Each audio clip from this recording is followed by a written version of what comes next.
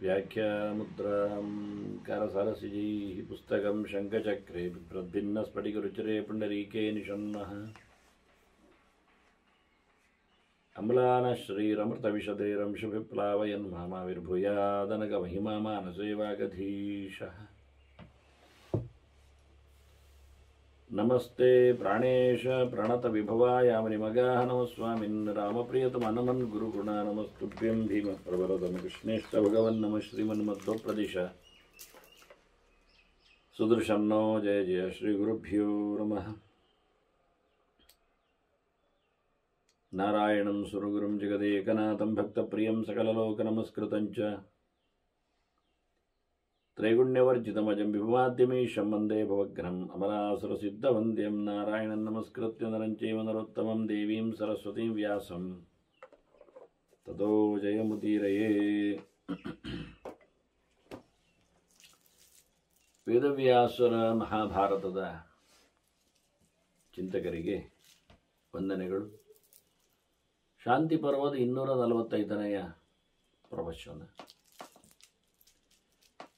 ತ್ರಿಕರ್ಮಗಳ ಬಗ್ಗೆ ಬಹಳ ಹೆಚ್ಚಿನ ಚಿಂತನೆಯನ್ನು ಧರ್ಮರಾಜ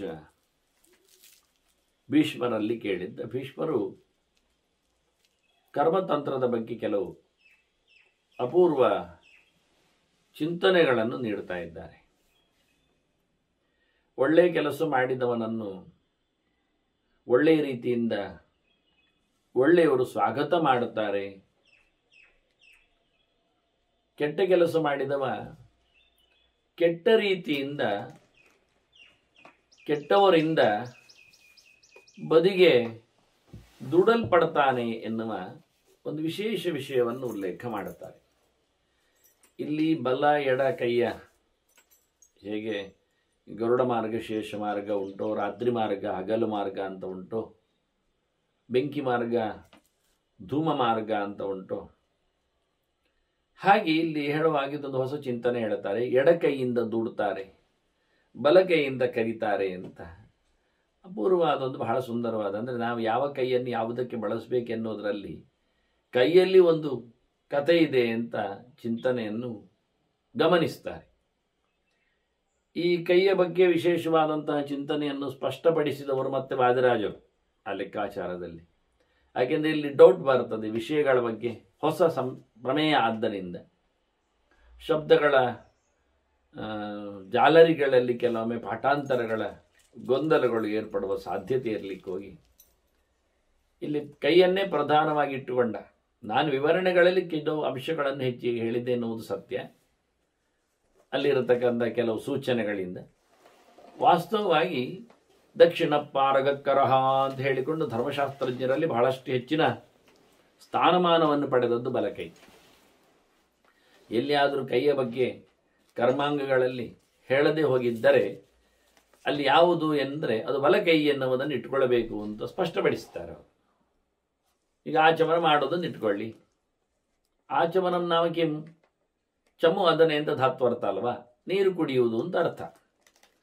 ಹಾಗಾಗಿ ನೀರು ಎಷ್ಟು ಪ್ರಮಾಣದಲ್ಲಿ ಕುಡಿಬೇಕು, ಯಾವ ಕೈಯ ಪೋಷಣೆಯಿಂದ, ಅದಕ್ಕೆ ತೀರ್ಥ ಅಂತ ಹೆಸರಲ್ವ, ಸ್ವೀಕಾರ ಮಾಡಬೇಕು, ಎಲ್ಲ ವಿಷಯಗಳು ಬರುತ್ತವೆ. ಹಾಗೆ ಯಾವ ಕೈಯಿಂದ ಎನ್ನುವುದು ಬರಬೇಕಲ್ಲ ಆ ಲೆಕ್ಕಾಚಾರದಲ್ಲಿ. ಯಾಕೆಂದರೆ ಬಲ ಕೈಯಿಂದ ಎಡ ಕೈಗೂ ಹಾಕ್ಕೊಂಡು ನೀರು ಕುಡಿಲಿಕ್ಕೆ ಬರ್ತದೆ. ಅಲ್ಲ, ನೀವು ಸರಿಯಾಗಲಿಲ್ಲ. ಯಾಕೆಂದರೆ ಸರಿಯಾಗ್ತದೆ ಯಾಕೆ ಹೇಳಿದರೆ ಬಲ ಕೈಯಿಂದ ಹಾಕಿಕೊಂಡದ್ದಲ್ಲ, ಬಲ ಕೈಯಿಂದ ಹಾಕೊಳ್ತಾ ಇದ್ದೇವಲ್ವ, ಅದರಿಂದ ಉದ್ಧರಣೆಯಿಂದ ಬಲ ಕೈಯಿಂದ ತೆಗೆಯುವುದರಿಂದ ಉದ್ಧಾರ ಎನ್ನುವುದು ಮುಖ್ಯ ಆಯ್ತಲ್ಲ, ಕುಡಿಯುವುದು ಸೆಕೆಂಡ್ರಿ ಆಯ್ತಲ್ಲ. ಹಾಗಾಗಿ ಎಡ ಕೈಯಲ್ಲಿ ಆಚಮನ ಮಾಡುವವರು ಇದ್ದಾರೆ, ಇಲ್ಲೇನಲ್ಲ, ಅದು ತಪ್ಪು. ಏನೋ ಕೈಕಾಲುಗಳು ಸುಖ ಇಲ್ಲದಿದ್ದಾಗ ವಿಷಯ ಸರಿ. ಆದರೆ ಯಾವಾಗ ಬಲ ಕೈಯಿಂದ ಉದ್ಧರಣೆ ಆಗಿಕೊಂಡು ಉದ್ಧರಿಸಿಕೊಂಡು ನೀವು ಎಡ ಕೈಯಲ್ಲಿ ಆಚರಣೆ ಮಾಡ್ತೀರಲ್ಲಿ ಉದ್ಧರಣೆಗೊಂದು ಅವಕಾಶ ಬಂತು, ಜಾಗ ಬಂತು. ಆದರೆ ನದ್ಯಾದಿಗಳಲ್ಲಿ ನೀವು ಆಚರಣೆ ಮಾಡುವಾಗ ಉದ್ಧರಣೆಯಲ್ಲಿ ಉಪಯೋಗಿಸ್ತೀರಿ, ಬಲ ಕೈಯಿಂದಲೇ ನೀರು ತೆಗೆಯುವುದಿಲ್ವ. ಹೀಗಾಗಿ ಎಡಕೈ ಅಲ್ಲ ಎನ್ನುವ ಅರ್ಥ ಆಗ್ತದೆ ಆಗ ಸ್ಪಷ್ಟವಾಗಿ. ಇಂಥದ್ದು ಅನೇಕ ತರ್ಕಗಳು ಚಿಂತನೆಗಳು ಸಾಗುವ ಮೂಲಕ ಅವರು ಕೊನೆಗೊಂದು ಹೇಳಿಬಿಟ್ರು, ಹೇಳದೆ ಉಳಿದದ್ದಲ್ಲಿ ಬಲ ಕೈಯನ್ನು ಉಪಯೋಗಿಸಿಕೊಳ್ಳಿ ಅಂತ ಒಂದು ಮಾತು ಮಾಡಿಕೊಳ್ಳಿ ಅಂತ. ಇದರಿಂದ ಕೈಯ ಕೆಲಸ ಬಲಕೈ ಎಡಕೈ. ಅದರಿಂದ ಇನ್ನೊಂದು ಕಡೆಯಲ್ಲಿ ನಾನು ಅದನ್ನೆಲ್ಲ ಸಂಧ್ಯಾ ಸಮೀಕ್ಷೆಯಲ್ಲಿ ಹೆಚ್ಚು ಗಮನಿಸಿದ್ದೇನೆ, ಗುರುತಿಸಿದ್ದೇನೆ.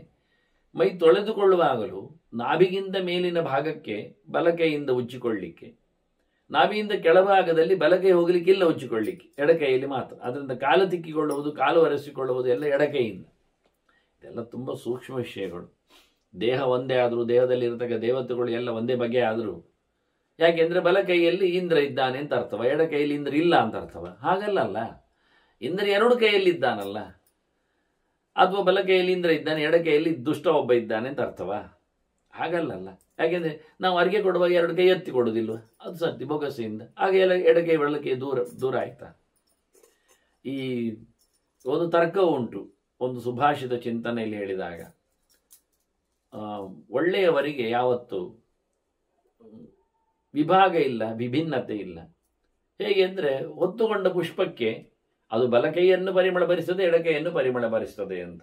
ಹೂ ಎಡಕೈಯಿಂದ ಏನು ವಾಸನೆ ಭರಿಸುವುದಿಲ್ಲ, ಬಲಕೈ ಅಂತೇಳಿ ಪರಿಮಳ ಭರಿಸುವುದಲ್ಲ ಅಂತ.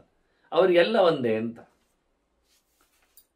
ಹಾಗಾಗಿಕೊಂಡು ವಾಮಹಸ್ತಕ್ಕಾಗುವಾಗ ಮಲವಿಸರ್ಜನೆ ನಂತರದಲ್ಲಿ, ಶೌಚ ಸಂದರ್ಭದಲ್ಲಿ ಅದಕ್ಕೆ ಹೆಚ್ಚು ಮೃತ್ತಿಕಾ ಶೌಚವನ್ನು ಉಲ್ಲೇಖ ಮಾಡುತ್ತಾರೆ. ಅಲ್ಲದಿದ್ರೂ ಒಂದು ಗೆರೆ ಹೇಳುತ್ತಾರೆ, ಏನು ಕೇಳಿದರೆ, ಎಲ್ಲಿಯವರೆಗೆ ದುರ್ಗಂಧ ಕ್ಷಯ ಆಗುತ್ತೋ ಅಲ್ಲಿವರೆಗೆ ಶುದ್ಧಿ ಅಂತ. ಹಾಗಾಗಿ ಇದನ್ನೆಲ್ಲ ಗಮನಿಸಿಕೊಂಡಾಗ ವಾಮಕ್ಕೂ ದಕ್ಷಕ್ಕೂ ವ್ಯತ್ಯಾಸ ಕಾಣ್ತದೆ. ದೇಹದಲ್ಲಿರತಕ್ಕ ನಾಡಿಗಳ ಸಂಚಾರ ವಿಷಯದಲ್ಲಿ ಬಲ ಎಡ ಅರ್ಥ ಆಗ್ತದೆ. ಈ ನೆಲೆಯಲ್ಲಿ ಬಲ ಕಣ್ಣಿಗೆ ಎಡ ಕಣ್ಣಿಗೆ ಅಂದಾಗ ನಾವು ಕಣ್ಣು ಸ್ಥಾನದಲ್ಲಿ ಸೂರ್ಯನನ್ನೇ ಚಿಂತನೆ ಮಾಡಿದ್ರು. ಕೆಲವರು ಸೂರ್ಯಾಯನಮ ಚಂದ್ರಾಯನಮ ಹೇಳ್ತಾರೆ. ಆದರೆ ನಾನು ಸಂಧ್ಯಾ ಸಮೀಕ್ಷೆಯಲ್ಲಿ ಇಲ್ಲಪ್ಪ, ಸೂರ್ಯಾಯನಮ ಹೇಳಲಿಕ್ಕೆ ಉಂಟು ಅನ್ನೋ ಸೂರ್ಯಾಯನಮ ಹೇಳಲಿಕ್ಕೆ ಇರುವುದು. ಆದರೆ ಆಚಮನಾಂಗಗಳಲ್ಲಿ ಬಂದಾಗ ಎಡಕಿಗೆ ಪ್ರೋಕ್ಷಣೆ ಮಾಡಲಿಕ್ಕೆ ಒಂದು ವಿಷಯ ಉಂಟು ಮಧ್ಯದಲ್ಲಿ,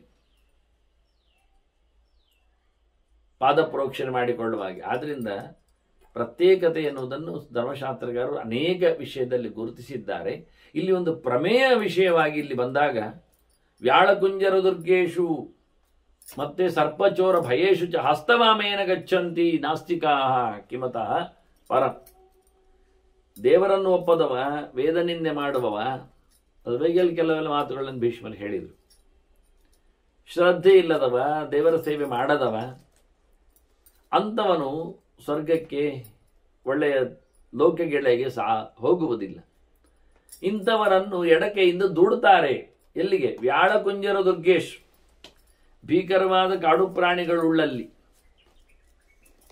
ಸರ್ಪಚೋರ ಭಯೇಶುಚ, ಹಾವುಗಳ ಕಳ್ಳರ ಹಾವಳಿ ಇರುವಲ್ಲಿ ಇವರನ್ನೆಲ್ಲ ಮತ್ತೆ ಮತ್ತೆ ತಳ್ಳುತ್ತಾರೆ. ಮತ್ತೆ ಅಲ್ಲಿ, ಯಾಕೆಂದ್ರೆ ಇವರು ವಿರೋಧ ಮಾಡಲಿಲ್ಲ ಎನ್ನುವುದು ಸತ್ಯ, ಆದರೆ ಒಪ್ಪಿಕೊಳ್ಳಿಲ್ಲ ಎನ್ನುವುದು ಅಷ್ಟೇ ಸತ್ಯ. ಹಾಗಾಗಿ ಇಂಥವರನ್ನು, ವಿರೋಧಿಸುವವರನ್ನು ತಮಸ್ಸಿಗೆ ದೂಡ್ತಾರಲ್ಲ ಬಿಡಿ, ಇದು ವಿರೋಧಿಸಲಿಲ್ಲ ಆದರೆ ಒಪ್ಪಿಕೊಳ್ಳಿಲ್ಲ, ಇಂಥವರ ಬಗ್ಗೆ ನೋಡುವಾಗ ಅವರು ಎಡಕೈಯಿಂದ ದೂಡಲ್ಪಡ್ತಾರೆ ಎಂದವರು ಬೇಡ ಅಂತ ಹೇಳಿಕೊಂಡು ದೇವತೆಗಳು, ಭಗವಂತ ಅವರನ್ನು ಉದ್ಧಾರ ಮಾಡುವುದಿಲ್ಲ. ಒಂದು ದೃಷ್ಟಿಯಿಂದ ಕ್ರೂರವಾದ ಕಾಂತಾರಗಳಲ್ಲಿ, ಅತ್ಯಂತ ಭಯಾನಕವಾದ ಸಿಚುವೇಶನ್ಸ್ಗಳಲ್ಲಿ ಪ್ರಾಣಿಗಳಂತೆ, ಕ್ರಿಮಿಕೀಟಗಳಂತೆ ಅವರ ಬದುಕುಗಳು ತಿರುಗ್ತಾ ಇರ್ತವೆ ಅನ್ನೋ ನೆಲೆಯಲ್ಲಿ ಅವರು ಬೇಡಾಗಿದ್ದಾರೆ ಅಂತ ಹೇಳ್ತಾರೆ. ಅದೇ ಒಳ್ಳೆಯವರನ್ನು ಬಲಕೈಯಿಂದ ಅವರು ಸ್ವೀಕರಿಸದೆ ಪ್ರಿಯ ದೇವ ಅತಿಥೇಯಾಶ್ಚ, ಒಳ್ಳೆಯ ಲೆಕ್ಕದಲ್ಲಿ ದೇವರಿಗೆ ಮತ್ತು ಅತಿಥಿಗಳಿಗೆ ಸೇವೆ ಮಾಡಿದವ, ಭಕ್ತನಾಗಿ ನಿಂತವ, ಪ್ರಿಯ ದೇವಾತಿಥೇಯಾಶ್ಚ, ದೇವತೆಗಳ ಅವನು ಸೇವೆ ಮಾಡುವ ಮೂಲಕ ಅವರಿಗೆ ಇಷ್ಟನಾಗಿದ್ದಾನೆ. ಅತಿಥಿಗಳ ಸತ್ಕಾರದಿಂದಾಗಿ ಭಗವಂತನ ಅನುಗ್ರಹಕ್ಕೆ ಪಾತ್ರನಾಗ್ತಾನೆ. ವದಾನ್ಯ, ತುಂಬ ದಾನಿ ಅನಿಸಿದ್ದಾನೆ. ಪ್ರಿಯ ಸಾಧವ, ಲೋಕಕ್ಕೂ ಒಳ್ಳೆಯ ಒಂದು ಮಾಡಿದ್ದಾನೆ ಅಂತವನು. ಕ್ಷೇಮ್ಯಂ ಆತ್ಮವತಾ ಮಾರ್ಗಂ ಆಸಿತ, ದೇವರಿದ್ದಾನೆ, ಜೀವ ಇದ್ದಾನೆ, ಜೀವ ದೇಹದಲ್ಲಿದ್ದುಕೊಂಡು ದೇವರ ಸೇವೆ ಮಾಡಲು ಇದ್ದಾನೆ. ಇಂಥ ಒಳ್ಳೆಯ ಮೋಕ್ಷ ಮಾರ್ಗವನ್ನು, ಕ್ಷೇಮ ಮಾರ್ಗವನ್ನು ಒಪ್ಪಿಕೊಂಡು, ನಾಸ್ತಿಕರು ಜೀವವನ್ನೇ ಒಪ್ಪುವುದಿಲ್ಲ,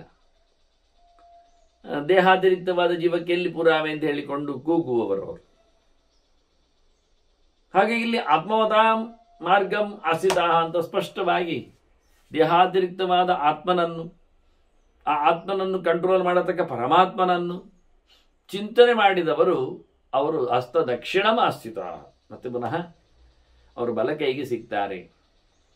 ಭಗವಂತನ ವಿಶೇಷವಾದಂತಹ ಬಲಕ್ಕೆ ಬರ್ತಾರೆ, ಅವರು ಬಲವನ್ನು ಪಡಿತಾರೆ. ಇವರು ಅಪಗತರಾಗಿರ್ತಾರೆ, ದೂರ ಹೋಗ್ತಾರೆ ಅಂತ ಬಹಳ ಸುಂದರವಾಗಿ. ಮತ್ತೆ ಈ ಸೃಷ್ಟಿಯ ಪುನರ್ಜನ್ಮದ ದುಷ್ಟ ಚರಿತೆಯಿಂದಾಗಿ ಅವರ ವ್ಯವಸ್ಥೆಗಳ ಬಗ್ಗೆ ಮಾತಾಡುವಾಗಲೂ ಭೀಷ್ಮರು ಸ್ಪಷ್ಟ ಹೇಳ್ತಾರೆ. ಪುಲಕ ಇವ ಧಾನ್ಯೇಶು ಪುತ್ತಿಕ ಇವ ಪಕ್ಷಿಷು ತದ್ವಿಧಾಸ್ತೆ ಮನುಷ್ಯೇಶು ಯೇಷಾಂ ಧರ್ಮೋ ನ ಕಾರಣ. ಯಾರಿಗೆ ಈ ಧರ್ಮ, ಪುಣ್ಯ, ಸ್ವರ್ಗ ಈ ಚಿಂತನೆಗಳು ಇಲ್ಲ, ಕಣ್ಣಿಗೆ ಕಾಣೋದಿಲ್ಲ ಹೇಳುವವರು, ಸ್ವರ್ಗ ನರಕಗಳಾಗಲಿ, ಪಾಪ ಪುಣ್ಯಗಳಾಗಲಿ, ಧರ್ಮ ಅಧರ್ಮಗಳಾಗಲಿ, ಕರ್ತವ್ಯದ ನೆಲೆಯಾಗಲಿ, ಇದೆಲ್ಲವನ್ನು ಯಾರು ಒಪ್ಪುವುದಿಲ್ಲ. ಧರ್ಮ ಕಾರಣ ಅಲ್ಲ ನಮ್ಮ ಬದುಕಿನಲ್ಲಿ. ಏನು ಮಾಡ್ತೇವೆ ಅದಾಗ್ತದೆ ಅಷ್ಟೇ ಇಟ್ಟುಕೊಂಡು ಕೇವಲ ಕರ್ಮವನ್ನು ಮಾತ್ರ ನಂಬುವ, ಉದ್ಧಾರಕವಾದ ಕರ್ಮದಲ್ಲಿನ ದೊಡ್ಡತನವನ್ನು, ಒಳ್ಳೆಯತನವನ್ನು, ಸ್ವರ್ಗ ಪ್ರಾಪ್ತಿಯನ್ನೆಲ್ಲ ಒಪ್ಪಿಕೊಳ್ಳದವ ಅಂಥವನಿಗೆ ಮುಂದೆ ಭತ್ತ ಆಗುವಂತಹ ಬಗೆ ಬರುವುದಿಲ್ಲ. ಅದಾದರೆ ಜನೋಪಯೋಗಿ ಆಗಿರ್ತದೆ, ಆಹಾರಕ್ಕೆ ಕಾರಣ ಆಗ್ತದೆ. ಬೇಕಾದಷ್ಟು ತೋಟ ಗದ್ದೆಗಳಲ್ಲೆಲ್ಲ ಬೇಡದಿದ್ದ ಕಳೆಗಳು ಬೆಳೀತಾವಲ್ಲ, ಹಾಗೆ ಅವನು ಬೇಡವನಾಗಿ ಹೋಗ್ತಾನೆ, ಯಾರಿಗೆ ಉಪಯೋಗಕ್ಕೆ ಬಾರದವನಾಗ್ತಾನೆ. ಹಾಗೆಯೇ ಹಕ್ಕಿಗಳಲ್ಲಿ ಬಹಳಷ್ಟು ಒಳ್ಳೆಯ ಕೆಲಸ ಮಾಡುವ ಹಕ್ಕಿಗಳೆಲ್ಲ ಇರ್ತವೆ. ಪುತ್ತಿಕಾಯಿವ ಅಂದ, ಸೊಳ್ಳೆ ಆಗಿರ್ತಾನೆ ಅಂತ, ಹೇಸಿಗೆ ಆಗಿರ್ತಾನೆ, ಕ್ರಿಮಿಕೀಟದಂತೆ ಇರ್ತಾನೆ, ಪ್ರಯೋಜನ ಇಲ್ಲದ್ದು. ಹೆಣದ ಮೇಲೆ, ಗುಂಡಿಯ ಮೇಲೆ, ಕೊಚ್ಚೆ ಮೇಲೆ ಬೀಳುವಂಥದ್ದು, ಅದನ್ನು ಇಷ್ಟಪಡುವಂಥದ್ದು.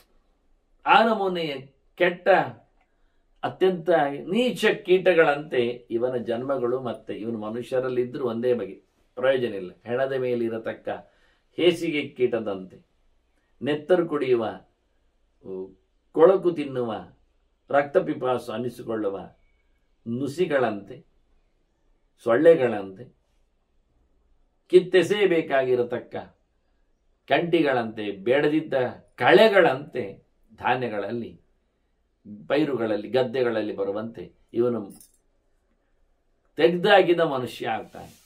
ಕಳೆಗಳನ್ನು ತೆಗೆದು ಹಾಕ್ತಾರಲ್ಲ ಹಾಗೆ, ಬದಿಗೆ ದೂಡ್ತಾರಲ್ಲ, ಕೀಟನಾಶಕ ಉಪಯೋಗಿಸಿ ಹೊಂಡಗಳನ್ನು ಕೊಲ್ತಾರಲ್ಲ, ಹಾಗೆ ಇವನು ಬೇಡದಿದ್ದ ವ್ಯಕ್ತಿಯಾಗಿ ಹೋಗ್ತಾನೆ ಅಂತ. ಕೆಲವು ಹಕ್ಕಿಗಳೆಲ್ಲ ಕೂತರೆ ಪರಾಗ ಸ್ಪರ್ಶ ಆಗುವ ನೆಲೆ, ಮತ್ತು ಅವುಗಳನ್ನು ಹಣ್ಣು ಮಾಡುವ ಬಗೆ, ಮತ್ತು ಅವುಗಳು ವಿಶೇಷವಾಗಿ ಅಲ್ಲಿರತಕ್ಕಂಥ ಕ್ರಿಮಿಕೀಟಗಳನ್ನು ತಿಂದು ಹಾಕಿ ಗಿಡ ಗಂಟೆಗಳನ್ನು ಬೆಳೀಲಿಕ್ಕೆ ಅನುಕೂಲ ಮಾಡಿಕೊಡುವಾಗೆಲ್ಲ ಇರ್ತಾರೆ. ಹಕ್ಕಿಗಳು ಮರದ ಮೇಲೆ ಕೂತು ಕೂಗಿದರೆ, ಸಂಭ್ರಮಿಸಿದರೆ, ಆಡಿದರೆ ಮರಕ್ಕೆ ಭಾರಿ ಖುಷಿ ಅಂತೆ, ತುಂಬ ಹಣ್ಣಾಗತ್ತೆ, ತುಂಬ ಖುಷಿ ಪಡುತ್ತೆ. ಅಲ್ಲಿನ ಅತ್ಯಂತ ಕೀಟಗಳನ್ನೆಲ್ಲ ತಿಂದು ಹಾಕಿ ಹೋಗ್ತಾವೆ ಅವುಗಳು. ಒಂದು ಸರ್ತಿ ಬಂದು ಅವುಗಳು ಒಂದು ಮರದಲ್ಲಿ ಸಂಚಾರ ಮಾಡಿದರೆ ಆವತ್ತಿನ ಎಷ್ಟೋ ಹುಳ ಉಪ್ಪಟೆಗಳು ಹೋಗ್ತವೆ, ಎಷ್ಟೋ ಹಣ್ಣುಗಳು ಜಾಸ್ತಿ ಆಗ್ತವೆ, ಆ ಮರದಲ್ಲಿ ಬದುಕಿ ಉಳಿತಾವೆ, ಮನುಷ್ಯನಿಗೆ ಉಪಯೋಗಕ್ಕೆ ಸಿಗ್ತವೆ. ಅದೇ ಹಣ್ಣನ್ನೇ ಕಚ್ಚುವ ಹಾಳು ಹಕ್ಕಿಗಳು ಬಂದರೆ, ಕ್ರಿಮಿಕೀಟಗಳು ಬಂದರೆ ಎಷ್ಟು ಉಪದ್ರ ಆಗೋದಿಲ್ಲ. ಅದನ್ನು ಎಲ್ಲಿ ಹೇಳುವಾಗ ಪುತ್ತಿಕಾಯಿವಂತೆ ಬೇಡದಿದ್ದ ಹಕ್ಕಿಗಳಲ್ಲಿ ಬೇಡದಿದ್ದವುಗಳು ಗಲೀಜು ಕೊಂಪೆಯಲ್ಲಿ ಬಿದ್ದು ಅದನ್ನು ಮತ್ತೆ ಇಲ್ಲಿ ಬಂದು ಮರದಲ್ಲಿ ಕೂತಾಗ ಆ ಹಣ್ಣುಗಳು ಹಾಳಾಗ್ತವೆ, ಕೊಳಿತವೆ ಅವುಗಳ ಸ್ಪರ್ಶದಿಂದ.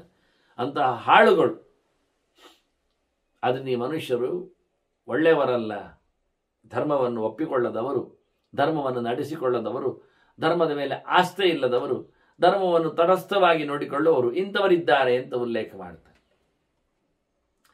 ಎಲ್ಲದಕ್ಕೂ ದೈವದ ಪ್ರೇರಣೆ, ಅದೃಷ್ಟದ ಆಟ, ವಾಸ್ತವವಾಗಿ ಕಣ್ಣಿಗೆ ಕಾಣದ ಭಗವಂತನ ವಿಶೇಷವಾದಂತಹ ನಿಯಮನ. ನಾವು ಏನು ಮಾಡಿದ್ರು ಏನಿದ್ರು ಅದರ ಬೆನ್ನ ಹಿಂದೆ ಉಂಟು ಕರ್ಮದ ಆಟ, ಕರ್ಮದ ಫಲ, ಕರ್ಮದ ದೈವ. ಭಗವಂತನ ವಿಶೇಷವಾದಂತಹ ಒಂದು ಫಲ ನೀಡುವತಕ್ಕಂತಹ ವ್ಯವಸ್ಥೆ. ನಾವು ಎಷ್ಟು ಬೇಗವಾಗಿ ಕೆಲಸ ಮಾಡ್ತೇವೆ ಅಷ್ಟು ಬೇಗ ನಮಗೆ ದೈವ ಒಲಿತದೆ.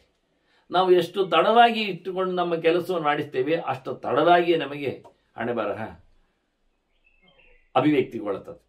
ಇದು ನಿಯಮ, ವ್ಯವಸ್ಥೆ. ನಾವು ಹೇಗೆ ಉಂಟು ಹಾಗೆ ನಮ್ಮ ಅದೃಷ್ಟದ ಬಾಗಿಲುಗಳು, ವ್ಯವಸ್ಥೆ. ಸುಶೀಘ್ರಮಭಿಧಾವಂತಂ ವಿಧಾನವನ್ನು ಧಾವತಿ. ನಾವು ಸ್ಪೀಡಾಗಿ ಭಾರಿ ವೇಗದಿಂದ ನಾವು ಸಾಧನೆಯನ್ನು ಮಾಡ್ತಾ ಹೋದರೆ ದೈವವು ನಮ್ಮ ಬೆನ್ನ ಹಿಂದೆ ಭಾರಿ ವೇಗದಲ್ಲಿ ಬರ್ತದೆ. ನಾವು ಓಡಿದರೆ ಅದು ಓಡ್ತದೆ, ನಾವು ನಿಂತರೆ ನಿಲ್ತದೆ, ನಾವು ಕುಸಿದರೆ ಕುಸಿತದೆ, ನಾವು ಮಲಗಿದರೆ ಗಮ್ಮತ್ತು ಮಲಗ್ತದೆ. ನಾಳೆ ಮಾಡುವ ಒಳ್ಳೆ ಕೆಲಸ, ನಾಳೆ ಮಾಡುವ, ಇನ್ನೂ ಉಂಟು, ಇನ್ನೂ ಬರ್ತದೆ, ಇನ್ನೂ ಕಾಲ ಇದೆ ಹೇಳಿಕೊಂಡು ಮುಂದಕ್ಕೆ ಮುಂದಕ್ಕೆ ಹಾಕಿದರೆ ನಮ್ಮ ದೈವವು, ನಮ್ಮ ಅದೃಷ್ಟವು, ನಮ್ಮ ಭಾಗ್ಯ ದೇವತೆಯು ಅದೇ ರೀತಿಯಾಗಿ ಮಾಡ್ತದೆ. ಅದು ಸುಶೀಘ್ರಮಪಿ ಧಾವಂತಂ ವಿಧಾನವನ್ನು ಧಾವತೆ. ನಾವು ಬಹಳ ವೇಗವಾಗಿ ಧರ್ಮವನ್ನು ಮಾಡಿದರೆ ಅದು ನಮಗೆ ಒಳ್ಳೆ ಬೇಗನೆ ಧರ್ಮದ ಫಲವನ್ನು ಕೊಡುತ್ತದೆ.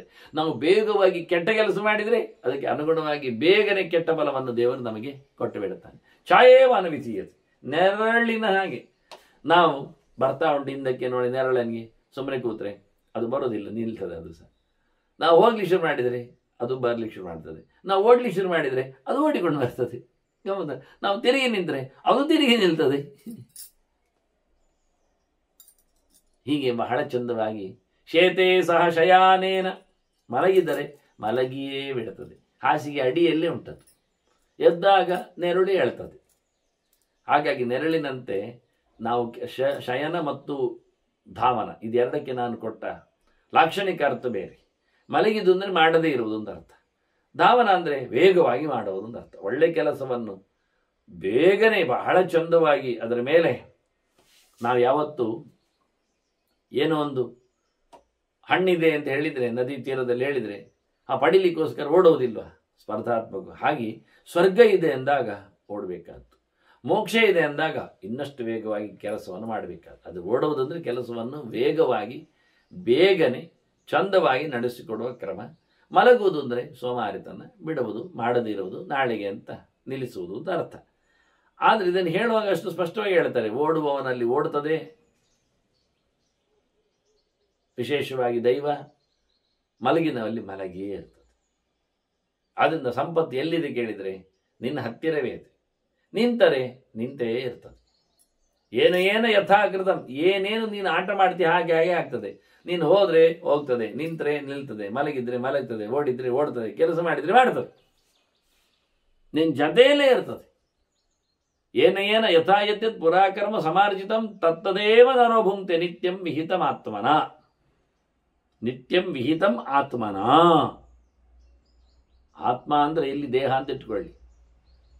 ತನ್ನ ದೇಹದಿಂದ ವಿಹಿತಂ ಹೇಳಲ್ಪಟ್ಟದ್ದು,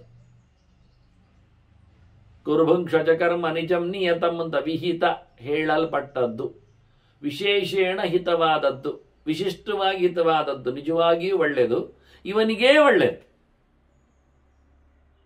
ಪ್ರತ್ಯೇಕ ಅಂತ ಅರ್ಥ, ವಿಭಿನ್ನ ಅಂತ ಅರ್ಥ. ಅವನವನಿಗೆ ಹಿತವಾದದ್ದನ್ನು ಕರ್ಮವನ್ನು ಬೋಧನೆ ಮಾಡಿದ್ದಾರೆ. ಎಲ್ಲರಿಗೂ ಒಂದೇ ಬಗೆ ಅಲ್ಲ. ಬ್ರಹ್ಮಚಾರಿಗೊಂದು ಬೇರೆ, ಕ್ಷತ್ರಿಯನಿಗೊಂದು ಬೇರೆ, ಅವರವರ ಆಶ್ರಮಕ್ಕೆ ಬಾಲಕನಿಗೊಂದು ಬೇರೆ, ಮುದುಕನಿಗೊಂದು ಬೇರೆ, ಗರ್ಭಿಣಿಗೊಂದು ಬೇರೆ. ಒಂದೇ ಬಗೆಯ ಎಲ್ಲ ಸ್ತ್ರೀಯರಿಗೂ ಇಲ್ಲ, ಒಂದೇ ಬಗೆಯ ಎಲ್ಲ ಪುರುಷರಿಗೂ ಇಲ್ಲ. ಅವರವರ ಆಶ್ರಮಕ್ಕೆ, ಅವರವರ ಧರ್ಮಕ್ಕೆ, ಅವರವರ ವರ್ಣಕ್ಕೆ, ಅವರವರ ಹಂತಕ್ಕೆ ಎಲ್ಲ ಹೇಳಿದಾಗೆ. ಆದ್ದರಿಂದ ವಿಶ್ಲಿಷ್ಟತೆಯ ಪ್ರತ್ಯೇಕವಾಗಿ ಹೇಳಲ್ಪಟ್ಟದ್ದು, ಒಳ್ಳೆಯದಾಗಿ ಹೇಳಲ್ಪಟ್ಟದ್ದು. ಅದನ್ನು ಆತ್ಮನ ಈ ದೇಹದಿಂದ ಯಾರು ಮಾಡುತ್ತಾನೆ, ನಿತ್ಯಂ, ನಿತ್ಯ ಕರ್ಮಗಳ ಬಗ್ಗೆ, ನೈಮಿತ್ತಿಕಗಳ ಬಗ್ಗೆ ಅಲ್ಲ, ಹಬ್ಬ ಹರಿದಿನಗಳ ಬಗ್ಗೆ ಮಾತಾಡಿದ್ದೆಲ್ಲ, ಕಾಮ್ಯಗಳ ತಿಳಿಸಿದ್ದೇ ಅಲ್ಲ. ಶಾಸ್ತ್ರ ಹೇಳಲ್ಪಟ್ಟಂಥ ಸಂಗತಿಯನ್ನು ಯಾರು ತನ್ನ ದೇಹದಿಂದ ನಡೆಸಿಕೊಡುತ್ತಾನೆ, ಆತ್ಮ ಅಂದರೆ ದೇಹ ಮಾತ್ರ ಅಲ್ಲ, ಮನಸ್ಸು, ತನ್ನ ಮನಸಾರೆ ಅದನ್ನು ನಡೆಸಿಕೊಡುತ್ತಾನೆ. ಆತ್ಮ ಅಂದರೆ ಮನಸ್ಸು ಮಾತ್ರ ಅಲ್ಲ, ಜೀವನ್, ಅವರು ಮಾಡಬೇಕು. ಹೀಗೆ ಯಾರು ಆತ್ಮ ಅಂದರೆ ಪರಮಾತ್ಮ ಅಂತ ಭಗವಂತನ ಪ್ರೇರಣೆಯಿಂದ ಅಂತ ತಿಳಿತು. ಅಲ್ಲಿ ವಿಹಿತ ಎನ್ನುವುದರಲ್ಲಿ ಆಗಿದೆ, ವಿಷ್ಣುನಾ ಹಿತ, ಭಗವಂತನಿಂದ ಹೇಳಲ್ಪಟ್ಟದ್ದು, ಭಗವಂತನಿಗಾಗಿ ನಡೆಸುವಂಥದ್ದು, ದೇವರ ಪ್ರೇರಣೆಯಿಂದ, ದೇವರಿಗಾಗಿ, ದೇವರ ಅನುಕೂಲಕ್ಕಾಗಿ, ಅಂದರೆ ದೇವರ ಅನುಗ್ರಹಕ್ಕಾಗಿ. ದೇವರಿಗಾಗಿ ಅಂದರೆ ದೇವರಿಗೆ ನಾವು ಮಾಡೋ ಪೂಜೆಯಿಂದ ಏನು ಗೌಜಿ ಆಗುವುದಿಲ್ಲ. ಮಗುವನ್ನು ಸ್ನಾನ ಮಾಡಿಸುವುದರಿಂದ ನಾವು ಮಗುವಿಗೆ ಆರಾಮ ಆಗ್ತದೆ, ಒಳ್ಳೆ ನಿದ್ದೆ ಬರ್ತದೆ, ಒಳ್ಳೆ ಆರೋಗ್ಯ ಬರ್ತದೆ, ಒಳ್ಳೆ ಕೀಟಬಾಧೆಗಳಿಂದ ನಿವೃತ್ತಿ ಬರ್ತದೆ, ಒಳ್ಳೆ ಪೋಷಣೆ ಅಭಿವೃದ್ಧಿ ಆಗ್ತದೆ, ಬೆಳವಣಿಗೆ ಆಗ್ತದೆ. ಹಾಗೆ ದೇವರಿಗೆ ನಾವು ಮೀಯಿಸುವುದರಿಂದ, ದೇವರಿಗೆ ಸಮರ್ಪಣೆ ಮಾಡೋದ್ರಿಂದ, ದೇವರಿಗೆ ಮಂಗಳಾರತಿ ಮಾಡೋದ್ರಿಂದ, ದೇವರಿಗೆ ಅಲಂಕಾರ ಮಾಡೋದ್ರಿಂದ, ದೇವರ ನಾಮಸ್ಮರಣೆ ಮಾಡೋದ್ರಿಂದ ದೇವರಿಗೇನಾಗುವುದಿಲ್ಲ. ಮಗು ತಾನು ಅತಂತ್ರ. ಹಾಗಾಗಿ ನಾವೆಲ್ಲ ಮಾಡಿಸಿದ್ರೆ ಅದು ಮಾಡಿಕೊಳ್ಳುವುದನ್ನು ನಮ್ಮಿಂದ ಮಾಡಿಸಿಕೊಂಡು ಅದಕ್ಕೆ ಅನುಕೂಲ ಆಗ್ತದೆ ಅಂತ ಹೇಳಿಕೊಂಡು ದೇವರೇನು ಅತಂತ್ರ ಅಲ್ಲ, ದೇವರಿಗೇನು ನಾವು ಮಾಡೋದ್ರಿಂದ ಆಗುವುದಲ್ಲ, ದೇವರು ಸ್ವತಂತ್ರನೇ ಇದ್ದಾನೆ. ಆದರೆ ನಮಗೆ ತೀರ್ಥ ಬೇಕು, ನಮಗೆ ಪ್ರಸಾದ ಬೇಕು, ನಮಗೆ ನಿರ್ಮಾಲ್ಯ ಬೇಕು, ನಮಗೆ ಅನುಗ್ರಹ ಆಗಬೇಕು ಅನ್ನೋ ನೆಲೆಯಲ್ಲಿ ನಾವು ಮಾಡು. ಅದು ಇದನ್ನು ಸ್ಪಷ್ಟವಾಗಿ ಹೇಳ್ತೇನೆ. ಏನು ನೀನು ಮಾಡ್ತೀಯ, ಏನ ಯಥಾ ಯದ್ವತ್ ಯದ್ಯತ್, ಏನು ಮಾಡ್ತೀಯ, ಯಾವ ಇನ್ಸ್ಟ್ರೂಮೆಂಟ್ಸ್ಗಳಿಂದ ಉಪಕರಣಗಳಿಂದ ಇಟ್ಟುಕೊಂಡೆಲ್ಲ ನಡೆಸ್ತೀಯ, ಹಾಗೆ ನೀನು ಏನೆಲ್ಲ ಮಾಡಿದೀಯ ಅದೇ ನಿನಗೆ ಮತ್ತೆ ರಿವರ್ಸ್ ಸಿಗುವಂಥ. ಪುರಾಕರ್ಮ ಸಮಾರ್ಜಿತಂ, ಹಿಂದೆ ಮಾಡಿದ ಚಂದವಾಗಿರತಕ್ಕ ಏನು ಎಲ್ಲಿ ಎಷ್ಟು ಎಂಥದ್ದು ಎಲ್ಲ ಆಗಿದೆಯೋ ಅದರ ಪ್ರಕಾರದ್ದಾದು ತತ್ತದೇವ ನರೋಭುಂಕ್ತೆ, ಅದನ್ನೇ ಮನುಷ್ಯ ಅನುಭವಿಸ್ತಾನೆ. ಫಲವನ್ನು ಬೇರೆ ದೇವರು ಕೊಡುವುದಿಲ್ಲ. ಹೇಗೆ ಮಾಡಿದೀಯಾ ಹಾಗೆ ವಾಪಸ್, ಏನು ಮಾಡಿದ್ದೀಯಾ ಅದೇ ಸಿಗುವುದು. ಎಲ್ಲಿ ಏನೋ ಅದು ನಿನ್ನಲ್ಲಿ. ಅದು ನಾವು ಸಾತ್ವಿಕ ಭಾವದಿಂದ ಮಾಡಿದರೆ ಸಾತ್ವಿಕವಾದ ಫಲ ಸಿಗ್ತದೆ. ರಾಜಸ ಭಾವದಿಂದ ಆದರೆ ಅದುವೆಯ, ತಾಮಸ ಆದರೆ ಹಾಗೆಯ. ನಾವು ಶುದ್ಧವಾಗಿ ನಡೆಸಿದರೆ ಶುದ್ಧವಾದ್ದೆ, ನಾವು ಅಶುದ್ಧವಾಗಿ ಮಾಡಿದರೆ ಅಶುದ್ಧವಾದ್ದೆ. ಅದನ್ನ ಮನುಷ್ಯ ಏನು ಮಾಡಿರ್ತಾನೆ ಅದನ್ನೇ ಉಣುತ್ತಾನೆ ಹೊರತು ಪ್ರತ್ಯೇಕವಾಗಿ ಯಾವುದಿಲ್ಲ. ಅವನ ದೇಹದಿಂದ, ಅಂದರೆ ಯಾವ ದೇಹವನ್ನು ಪಡೆದು ಮಾಡುತ್ತಾನೋ ಆ ದೇಹದಿಂದ, ಹಕ್ಕಿ ದೇಹ, ಮರವಟ್ಟುಗಳ ದೇಹ, ಪ್ರಾಣಿಗಳ ದೇಹ, ಮನುಷ್ಯ ದೇಹ, ಇದನ್ನೆಲ್ಲ ಇಟ್ಕೊಳ್ತಾರೆ. ಅದರಿಂದ ಸ್ವಕರ್ಮ ಫಲ ನಿಕ್ಷೇಪಂ ವಿಧಾನ ಪರಿರಕ್ಷಿತಂ ಭೂತಗ್ರಾಮ ವಿಮಂ ಕಾಲ ಸಮಂತಾತ್ ಪರಿಕರ್ಷತಿ. ನಾವು ಮಾಡಿರತಕ್ಕಂಥ ಕರ್ಮದ ಫಲ ಎನ್ನುವುದೊಂದು ದೊಡ್ಡ ಗಂಟು, ಅಸೆಟ್, ನಿಧಿ, ಕೊಪ್ಪರಿಗೆ, ಕೋಶ ಇದ್ದಾಗೆ ಅದನ್ನು ದೈವ ಚೆನ್ನಾಗಿ ರಕ್ಷಣೆ ಮಾಡ್ತದೆ. ಭಗವಂತ ವಿಧಾನ ಪರಿರಕ್ಷಿತಂ ಹಾಗಿಟ್ಟುಕೊಳ್ತಾನೆ.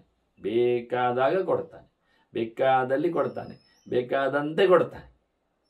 ಇದೆಲ್ಲ ಸಂಪತ್ತಿನ ಕಥೆ ಆಗಿ ಭೂತಗ್ರ ವಿಮಂ ಕಾಲ ಸಮಂತಾತ್ ಪರಿಕರ್ಷತಿ. ಇಡೀ ನಮ್ಮ ದೇಹವನ್ನಾಗಲಿ ಇಡೀ ಪ್ರಪಂಚವನ್ನಾಗಲಿ ಕಾಲನಾಮಕನಾಗಿ ಭಗವಂತ ಇದ್ದಾನೆ. ಅದನ್ನು ಚೆನ್ನಾಗಿ ಕಬಳಿಸ್ತಾ ಇರ್ತಾನೆ. ನಾನೀಗ ಮಾಡಿದೆ, ಎಂತ ತಿನ್ಲಿಕ್ಕೆ ಸಿಗಲೇ ಇಲ್ಲ, ಸತ್ತೇ ಹೋದೆ ಎಂದು ಬೊಬ್ಬೆ ಹೊಡಿಲಿಕ್ಕಿಲ್ಲ. ಅದು ಇವತ್ತು ತಿನ್ಲಿಕ್ಕೆ ಮಾಡಿದ್ದಲ್ಲ, ಅದು ನಿನ್ನ ಯೋಗ್ಯತೆಯಲ್ಲಿ ತಿನ್ಲಿಕ್ಕಿರುವಂಥದ್ದು ಎಂದೋ ಬೇರೆ ದಿನ. ಅದನ್ನು ದೇವರು ಕರುಣಿಸ್ತಾರೆ. ಯಾವ ಜನ್ಮದಲ್ಲಿ ಇರ್ತದೆ ಅಂತ. ಇನ್ನೆಷ್ಟೋ ನೂರಾರು ಜನ್ಮದ ಬಳಿಕ ಇದರದ್ದು ಕ್ಯಾಶ್ ಬೇಕು ನಮಗೆ.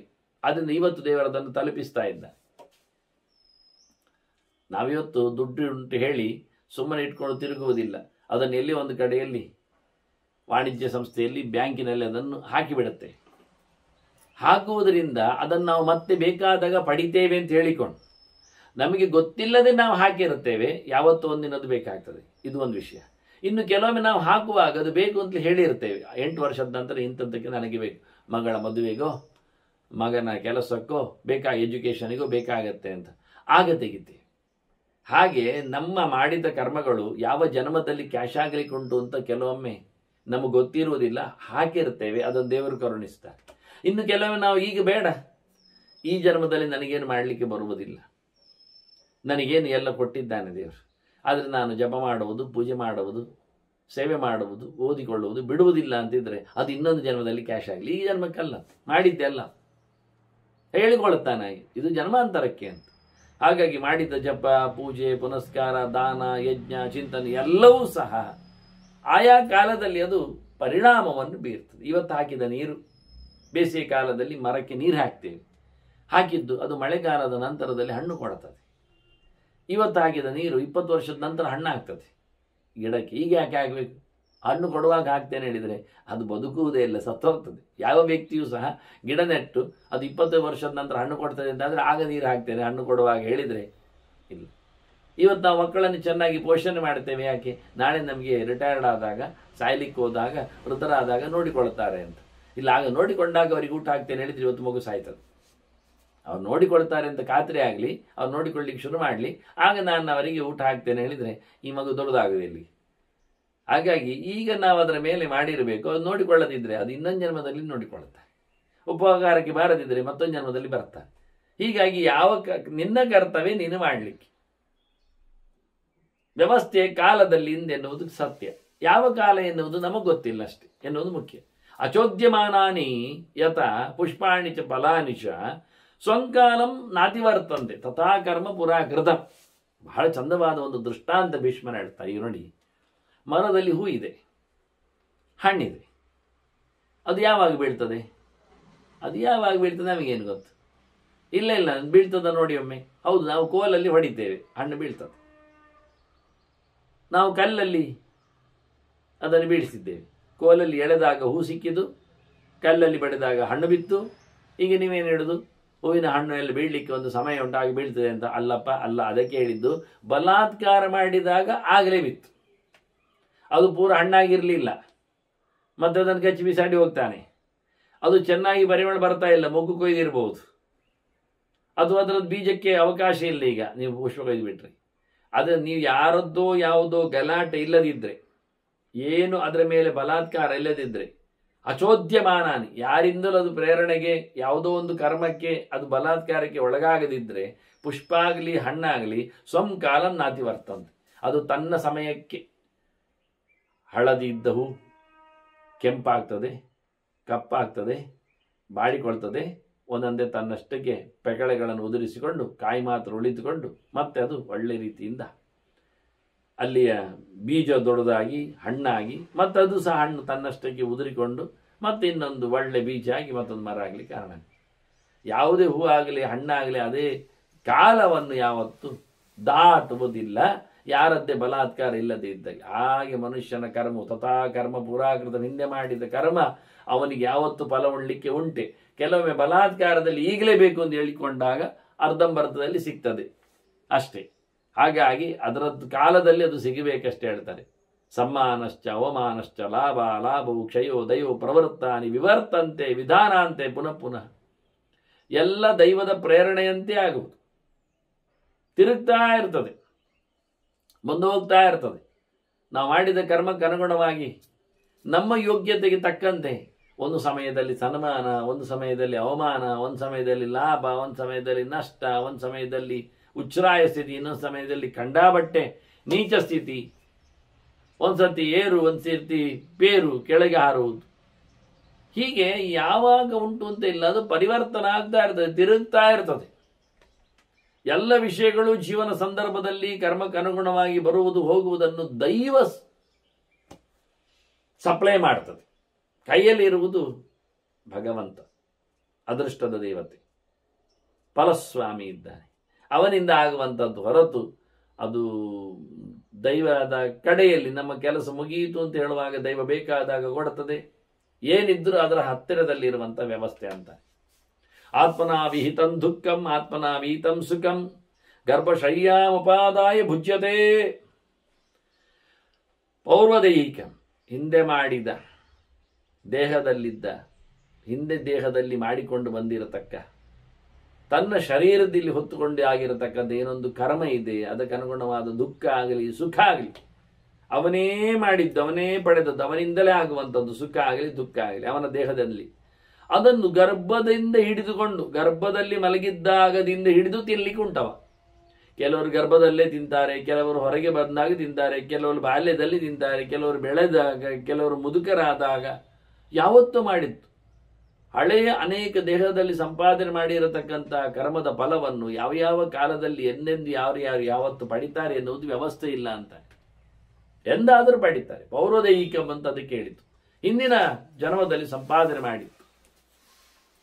ಬಾಲೋ ಯುವಾಚ ವೃದ್ಧಶ್ಚ, ಬಾಲಕನಾಗಿರ್ತಾನೆ, ಯುವಕನಾಗಿರ್ತಾನೆ, ವೃದ್ಧನಾಗಿರ್ತಾನೆ.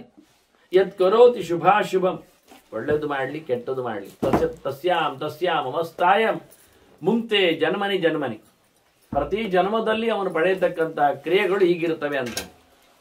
ಬಾಲಕನಾಗಿದ್ದಾಗ ಮಾಡಿದ ಕರ್ಮಗಳು ಅವನಿಗೆ ಬಾಲಕನಾಗಿದ್ದಾಗಲೇ ಉಪಯೋಗಕ್ಕೆ ಸಿಗ್ತವೆ, ಪಡಿಲಿಕ್ಕೆ ಬರ್ತದೆ. ಹಾಗೆ ಯುವಕನಾಗಿದ್ದಾಗ ನಡೆಸಿದ ಕರ್ಮಗಳು ಫಲೋನ್ಮುಖವಾದಾಗ ಅವನು ಮತ್ತೆ ಯುವಕನಾಗಿ ಅದನ್ನು ಪಡಿತಾನೆ, ಆಗಲೇ ಚಂದ. ವೃದ್ಧನಾಗಿದ್ದಾಗ ಅವನು ಮಾಡಿರತಕ್ಕಂಥ ಕರ್ಮಗಳಿಂದ ಅವನು ತಾನು ಮತ್ತೆ ವೃದ್ಧನಾಗಿಯೇ ಅನುಭವಿಸಬೇಕಾಗುತ್ತೆ, ಪಡೆಯಬೇಕಾಗುತ್ತೆ. ಅಂದರೆ ಆ ಎಚ್ಚರ ಆ ಹೊತ್ತಿನಲ್ಲಿ ಆಗತಕ್ಕಂತಹ ಕ್ರಿಯೆ ಒಂದು ದೃಷ್ಟಿಯಿಂದ ವ್ಯವಸ್ಥಿತವಾದಂತಹ ಊಟ ಅಂತ ಹೇಳ್ತಾರೆ. ಬಾಲೋ ಯುವಾಚ ವೃದ್ಧಶ್ಚ ಯತ್ ಕರೋತಿ ಶುಭಾಶುಭ, ಅದು ಒಳ್ಳೆಯದಾದ್ರೂ ಒಂದೇ ಕೆಟ್ಟದಾದ್ರೂ ಒಂದೇ. ಮನುಷ್ಯ ಎಳವೆಯಲ್ಲಿ ಮಾಡಿದ ಕೆಲಸಕ್ಕೆ ಹರೆಯದಲ್ಲಿ ಅವನಿಗೆ ಅದರ ಫಲ ಕೊಟ್ಟರೆ ಅದು ತಪ್ಪು ಅಂತ ಅನಿಸ್ತದೆ ನಮಗೆ. ಅದೇ ಹರೆಯದಲ್ಲಿ ಮಾಡಿದ ಒಳ್ಳೆಯ ಕೆಲಸಕ್ಕೆ ಅವನಿಗೆ ಎಳೆವೆಯಲ್ಲಿ ಅದರ ಊಟ ಹಾಕಿ ಮುಗಿಸಿಬಿಟ್ರೆ ಅದು ತಪ್ಪು ಅಂತಲೇ ಅನಿಸ್ತದೆ. ಹಾಗಾಗಿ ದೈವದ ಪ್ರೇರಣೆಯ ಕಥೆಯಲ್ಲಿ ಉಲ್ಲೇಖ ಮಾಡಿ ಹೇಳ್ತಾರೆ, ಬಾಲೋ ಯುವಾಚ ವೃದ್ಧಶ್ಚ ಯತ್ಕರೋತಿ ಶುಭಾಶುಭಂ ತಸ್ಯಾಂ ತಸ್ಯಾಂ ಅವಸ್ಥಾಯಾಮ್ ಅಂತ. ಆಯಾ ಅವಸ್ಥೆಯಲ್ಲಿ ಬಂದಾಗಲೇ ಅದು ವಿಶೇಷ. ಅವನು ಬಾಲಕನಾಗಿ ಮಾಡಿದಾಗ ಕೆಲಸದಲ್ಲಿ ಅದರ ಏನೊಂದು ಕರ್ಮದ ತಂತ್ರಗಳಿವೆ, ಅದು ಬಾಲಕನಾಗಿ ಅವನು ಪಡಿತಾನೆ, ಅದು ಅಲ್ಲೇ ಮುಗಿದೋಗುತ್ತೆ ಉಪಯೋಗಕ್ಕಿಲ್ಲದೆ. ಯುವಕನಾಗಿ ಮಾಡಿದಾಗ ಎಚ್ಚರದಲ್ಲಿ ಮಾಡಿರ್ತಾನೆ, ಮಿಶ್ರವಾದಂಥ ನಡೆಯಲಿರ್ತಾನೆ, ಹಾಗೆ ಅನುಭವಿಸ್ತಾನೆ. ಅದೇ ಮುದುಕನಾದ ನಂತರ ಒಳ್ಳೆಯ ಕೆಲಸದೆಡೆಗೆ ದೇವರ ಪ್ರಜ್ಞೆಗೆ ಜಾಗೃತನಾಗಿದ್ದರೆ ಅವನಿಗೆ ಮುದುಕನ ಅವಸ್ಥೆಯಾದಾಗ ಒಳ್ಳೆ ಫಲವನ್ನು ಪಡೀಲಿಕ್ಕೆ ದೇವರು ಕೊಡ್ತಾನೆ. ಯಾಕೆ ಮೊದಲಿಂದ ನೀನು ದೇವರ ಕಥೆ ಮಾಡಲಿಲ್ಲಲ್ಲ, ದೇವರ ಚಿಂತನೆ ಮಾಡಲಿಲ್ಲಲ್ಲ. ಆದ್ರಿಂದಲೇ ಪ್ರಹ್ಲಾದ ಹೇಳಿದ್ದು, ಕೋಮಾರಾಚರೇತ್ ಪ್ರಾಜ್ಞಾ ಧರ್ಮ್ಯಾನ್ ಭಾಗವತಾನಿ ಅಂತ. ಎಳವೆಯಲ್ಲೇ ಮಾಡಿದ ನಿನಗೆ ಜನ್ಮಾಂತರದಲ್ಲಿ ಎಳವೆಯಲ್ಲೇ ಅದರ ಫಲವನ್ನು ಅನುಭವಿಸ್ಲಿಕ್ಕೆ ಆಗ್ತದೆ ಅಂತ. ಹಾಗಾಗಿ ಒಳ್ಳೆಯದಾಗಲಿ ಕೆಟ್ಟದಾಗಲಿ, ಶುಭ ಅಶುಭ ಎರಡು ಕರ್ಮಫಲಗಳು ಅವರವರ ಅವಸ್ಥೆಯಲ್ಲಿ ಮಾಡಿದ್ದು. ಇದು ಒಂದು ಲೆಕ್ಕದಲ್ಲಿ ಅತ್ಯಂತ ಸೂಕ್ತವಾದ ನ್ಯಾಯ. ಇಲ್ಲಾದ್ರೆ ಎಳವೆಯಲ್ಲಿ ಮಾಡಿದ ಅನ್ಯಾಯಕ್ಕೆ ಬೆಳವೆಯಲ್ಲಿ ಅವನು ಹೊಡೆತ ತಿಂದರೆ ಭಾರಿ ಅನುಭವಿಸ್ತಾನೆ ಕಷ್ಟ. ಅದಕ್ಕೆ ಅಲ್ಲ, ಎಳವೆಯಲ್ಲಿ ಮಾಡಿದ್ದಕ್ಕೆ ಎಳವೆಯಲ್ಲೇ ಮುಗಿದೋಗುತ್ತೆ. ಹೀಗಾಗಿ ಅವರವರ ಕರ್ಮಗಳು ಅವರವರ ನೆಲೆಯಲ್ಲಿ ಮಾಡಿಕೊಂಡಾಗ ಅವರು ಮಾಡಿದ್ದನ್ನೇ ಪ್ರತಿಫಲವಾಗಿ ಪಡಿತಾರೆ ಅನ್ನುವುದನ್ನು ಪ್ರತಿ ಜನ್ಮದಲ್ಲಿ ಈ ರೀತಿಯಾದಂಥ ವ್ಯವಸ್ಥೆ ಇದೆ ಅಂತ ಭಗವಂತ ತನ್ನ ವ್ಯವಸ್ಥೆಯನ್ನು ತೋರಿಸಿಕೊಟ್ಟದ್ದನ್ನು ಭೀಷ್ಮರು ಉಲ್ಲೇಖ ಮಾಡಿದರು. ಅವರವರ ಕರ್ಮವನ್ನು ಅವರವರು ಅನುಭವಿಸುವಲ್ಲಿ ಇನ್ನೊಬ್ಬರಿಗೆ ಹೋಗುವುದಿಲ್ಲ ಎನ್ನುವುದಕ್ಕೆ ಮತ್ತೊಂದು ದೃಷ್ಟಾಂತ. ಇದನ್ನು ಕೃಷ್ಣನು ಗರುಡ ಪುರಾಣದಲ್ಲಿ ಹೇಳಿದ್ದಾನೆ. ಗರುಡನಿಗಾಗುವ ಯಥಾಧೇನು ಸಹಸ್ರೇಶು ವತ್ಸೋ ವಿಂದತಿ ಮಾತರಂ ತಥಾ ಪೂರ್ವಕೃತ ಕರ್ಮ ಕರ್ತಾರ ಮನಗಚ್ಚತಿ. ಈಗ ಜನ್ಮಾಂತರದಲ್ಲಿ ಕೊಡುವುದನ್ನು ಹೇಳಿದ್ದಲ್ಲ ಸಂಗತಿ, ಈಗ ಮಾಡಿದ್ದು ಆಗ ನಮಗೆ ಸಿಗ್ತದೆ ಎಂದು ಯಾರು ಹೇಳಿದ್ದು? ಕನ್ಫ್ಯೂಸ್ ಆಗುವುದಿಲ್ವಾ? ಯಾರೋ ತಿಂದು ಬಿಟ್ರಿ, ಮಾಡಿದ್ಯಾರೋ ಯಾರೋ. ದೇವರ ಲೋಕದಲ್ಲಿ ಹಾಗೇನಿಲ್ಲ, ಅನ್ಯಾಯದ ಕಥೆ ಇಲ್ಲ. ಈಗ ನೋಡಿ, ಸಾವಿರಾರು ಅಂತಾರೆ ಇಲ್ಲಿ, ಯಥಾಧೇನು ಸಹಸ್ರೇಶಂ, ದೊಡ್ಡ ಕೊಟ್ಟಿಗೆ ಸಾವಿರಾರು ದನಗಳು ಕರುವನ್ನು ಬಿಟ್ಟಿದೆ. ಆ ಕರು ಎಲ್ಲಿ ಹೋಗ್ತದೆ? ಅದರದ್ದು ತಾಯಿಯ ಪಕ್ಕವೇ ಹೋಗ್ತದೆ. ಹೇಗೆ ಅದಕ್ಕೆ ಗೊತ್ತು, ನಮಗೆ ಗೊತ್ತಿಲ್ಲ. ನಮಗೆ ಕನ್ಫ್ಯೂಸ್ ಆಗ್ಬೋದು. ನಾವೆಲ್ಲ ಟ್ಯಾಗ್ ಎಲ್ಲ ಹಾಕಿಕೊಂಡು ಯಾವ ದನ ಯಾವ ಕರು ಅಂತೆಲ್ಲ ನೋಡ್ಲಿಕ್ಕೆ ಹೋಗ್ತೇವೆ. ಕರುವಿಗೆ ಆಗಿಲ್ಲ, 8-50 ಕರು ಇರ್ತದೆ, ಅದು ಅದರ ತಾಯಿ ಹತ್ರ ಹೋಗ್ತದೆ ಬಂದಾಗ.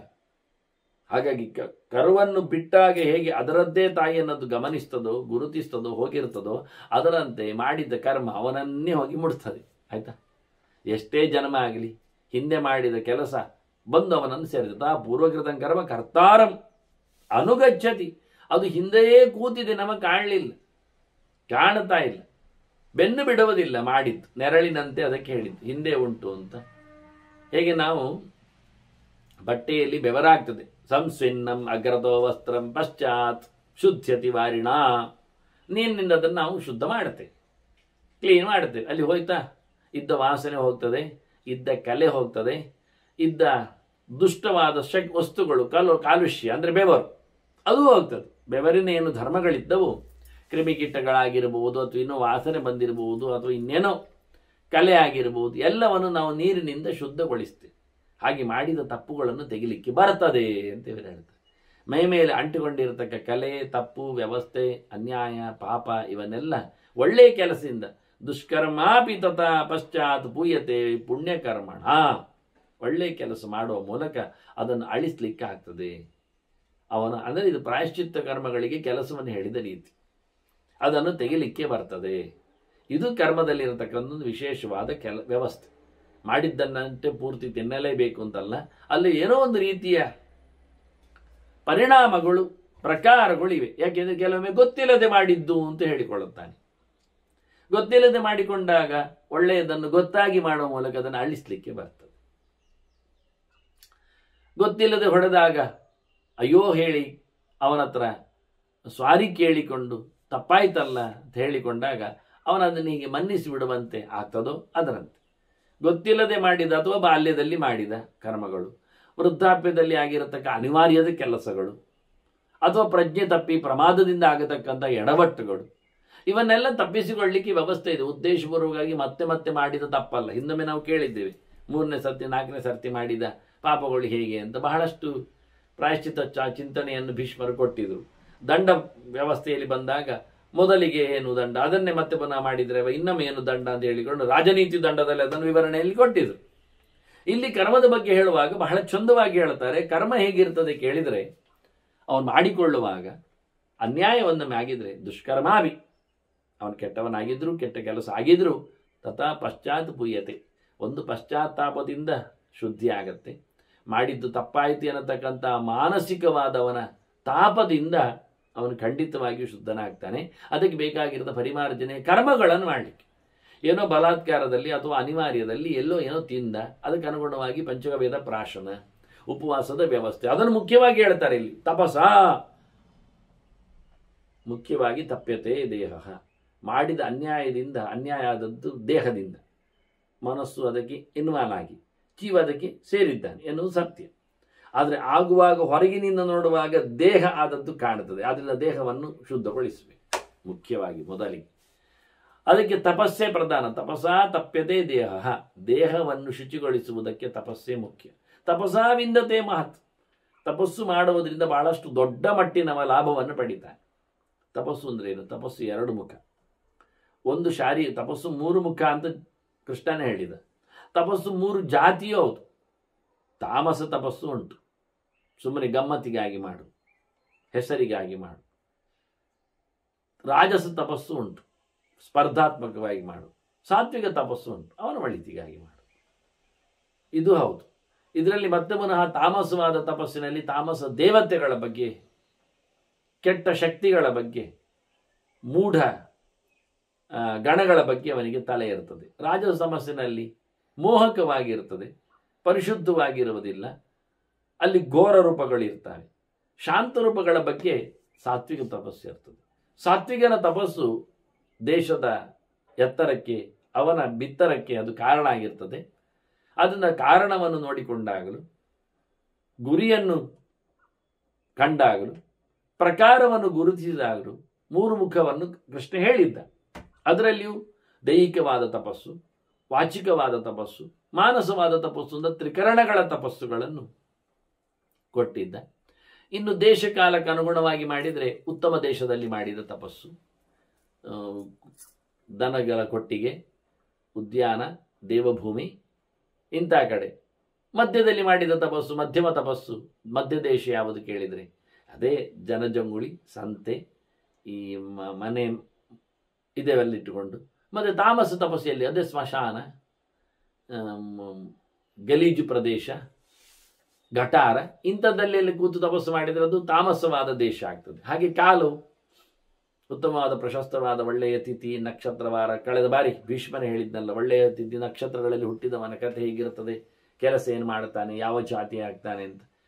ಹಾಗೆ ಕೆಟ್ಟ ವಾರ, ಕೆಟ್ಟ ನಕ್ಷತ್ರ, ಕೆಟ್ಟ ಗಳಿಗೆ ಇವೆಲ್ಲ ಇಟ್ಟುಕೊಂಡು ಮಾಡುವಾಗ ಅದು ತಾಮಸವಾದ ಫಲವನ್ನೇ ಕೊಡಲು ಸಮರ್ಥ ಆಗ್ತದೆ. ಹೀಗೆ ಇದನ್ನೆಲ್ಲ ಗಮನಿಸಿಕೊಂಡು ತಪಸ್ಸು ಬಹಳಷ್ಟು ದೊಡ್ಡ ಮಟ್ಟಿನದ್ದು.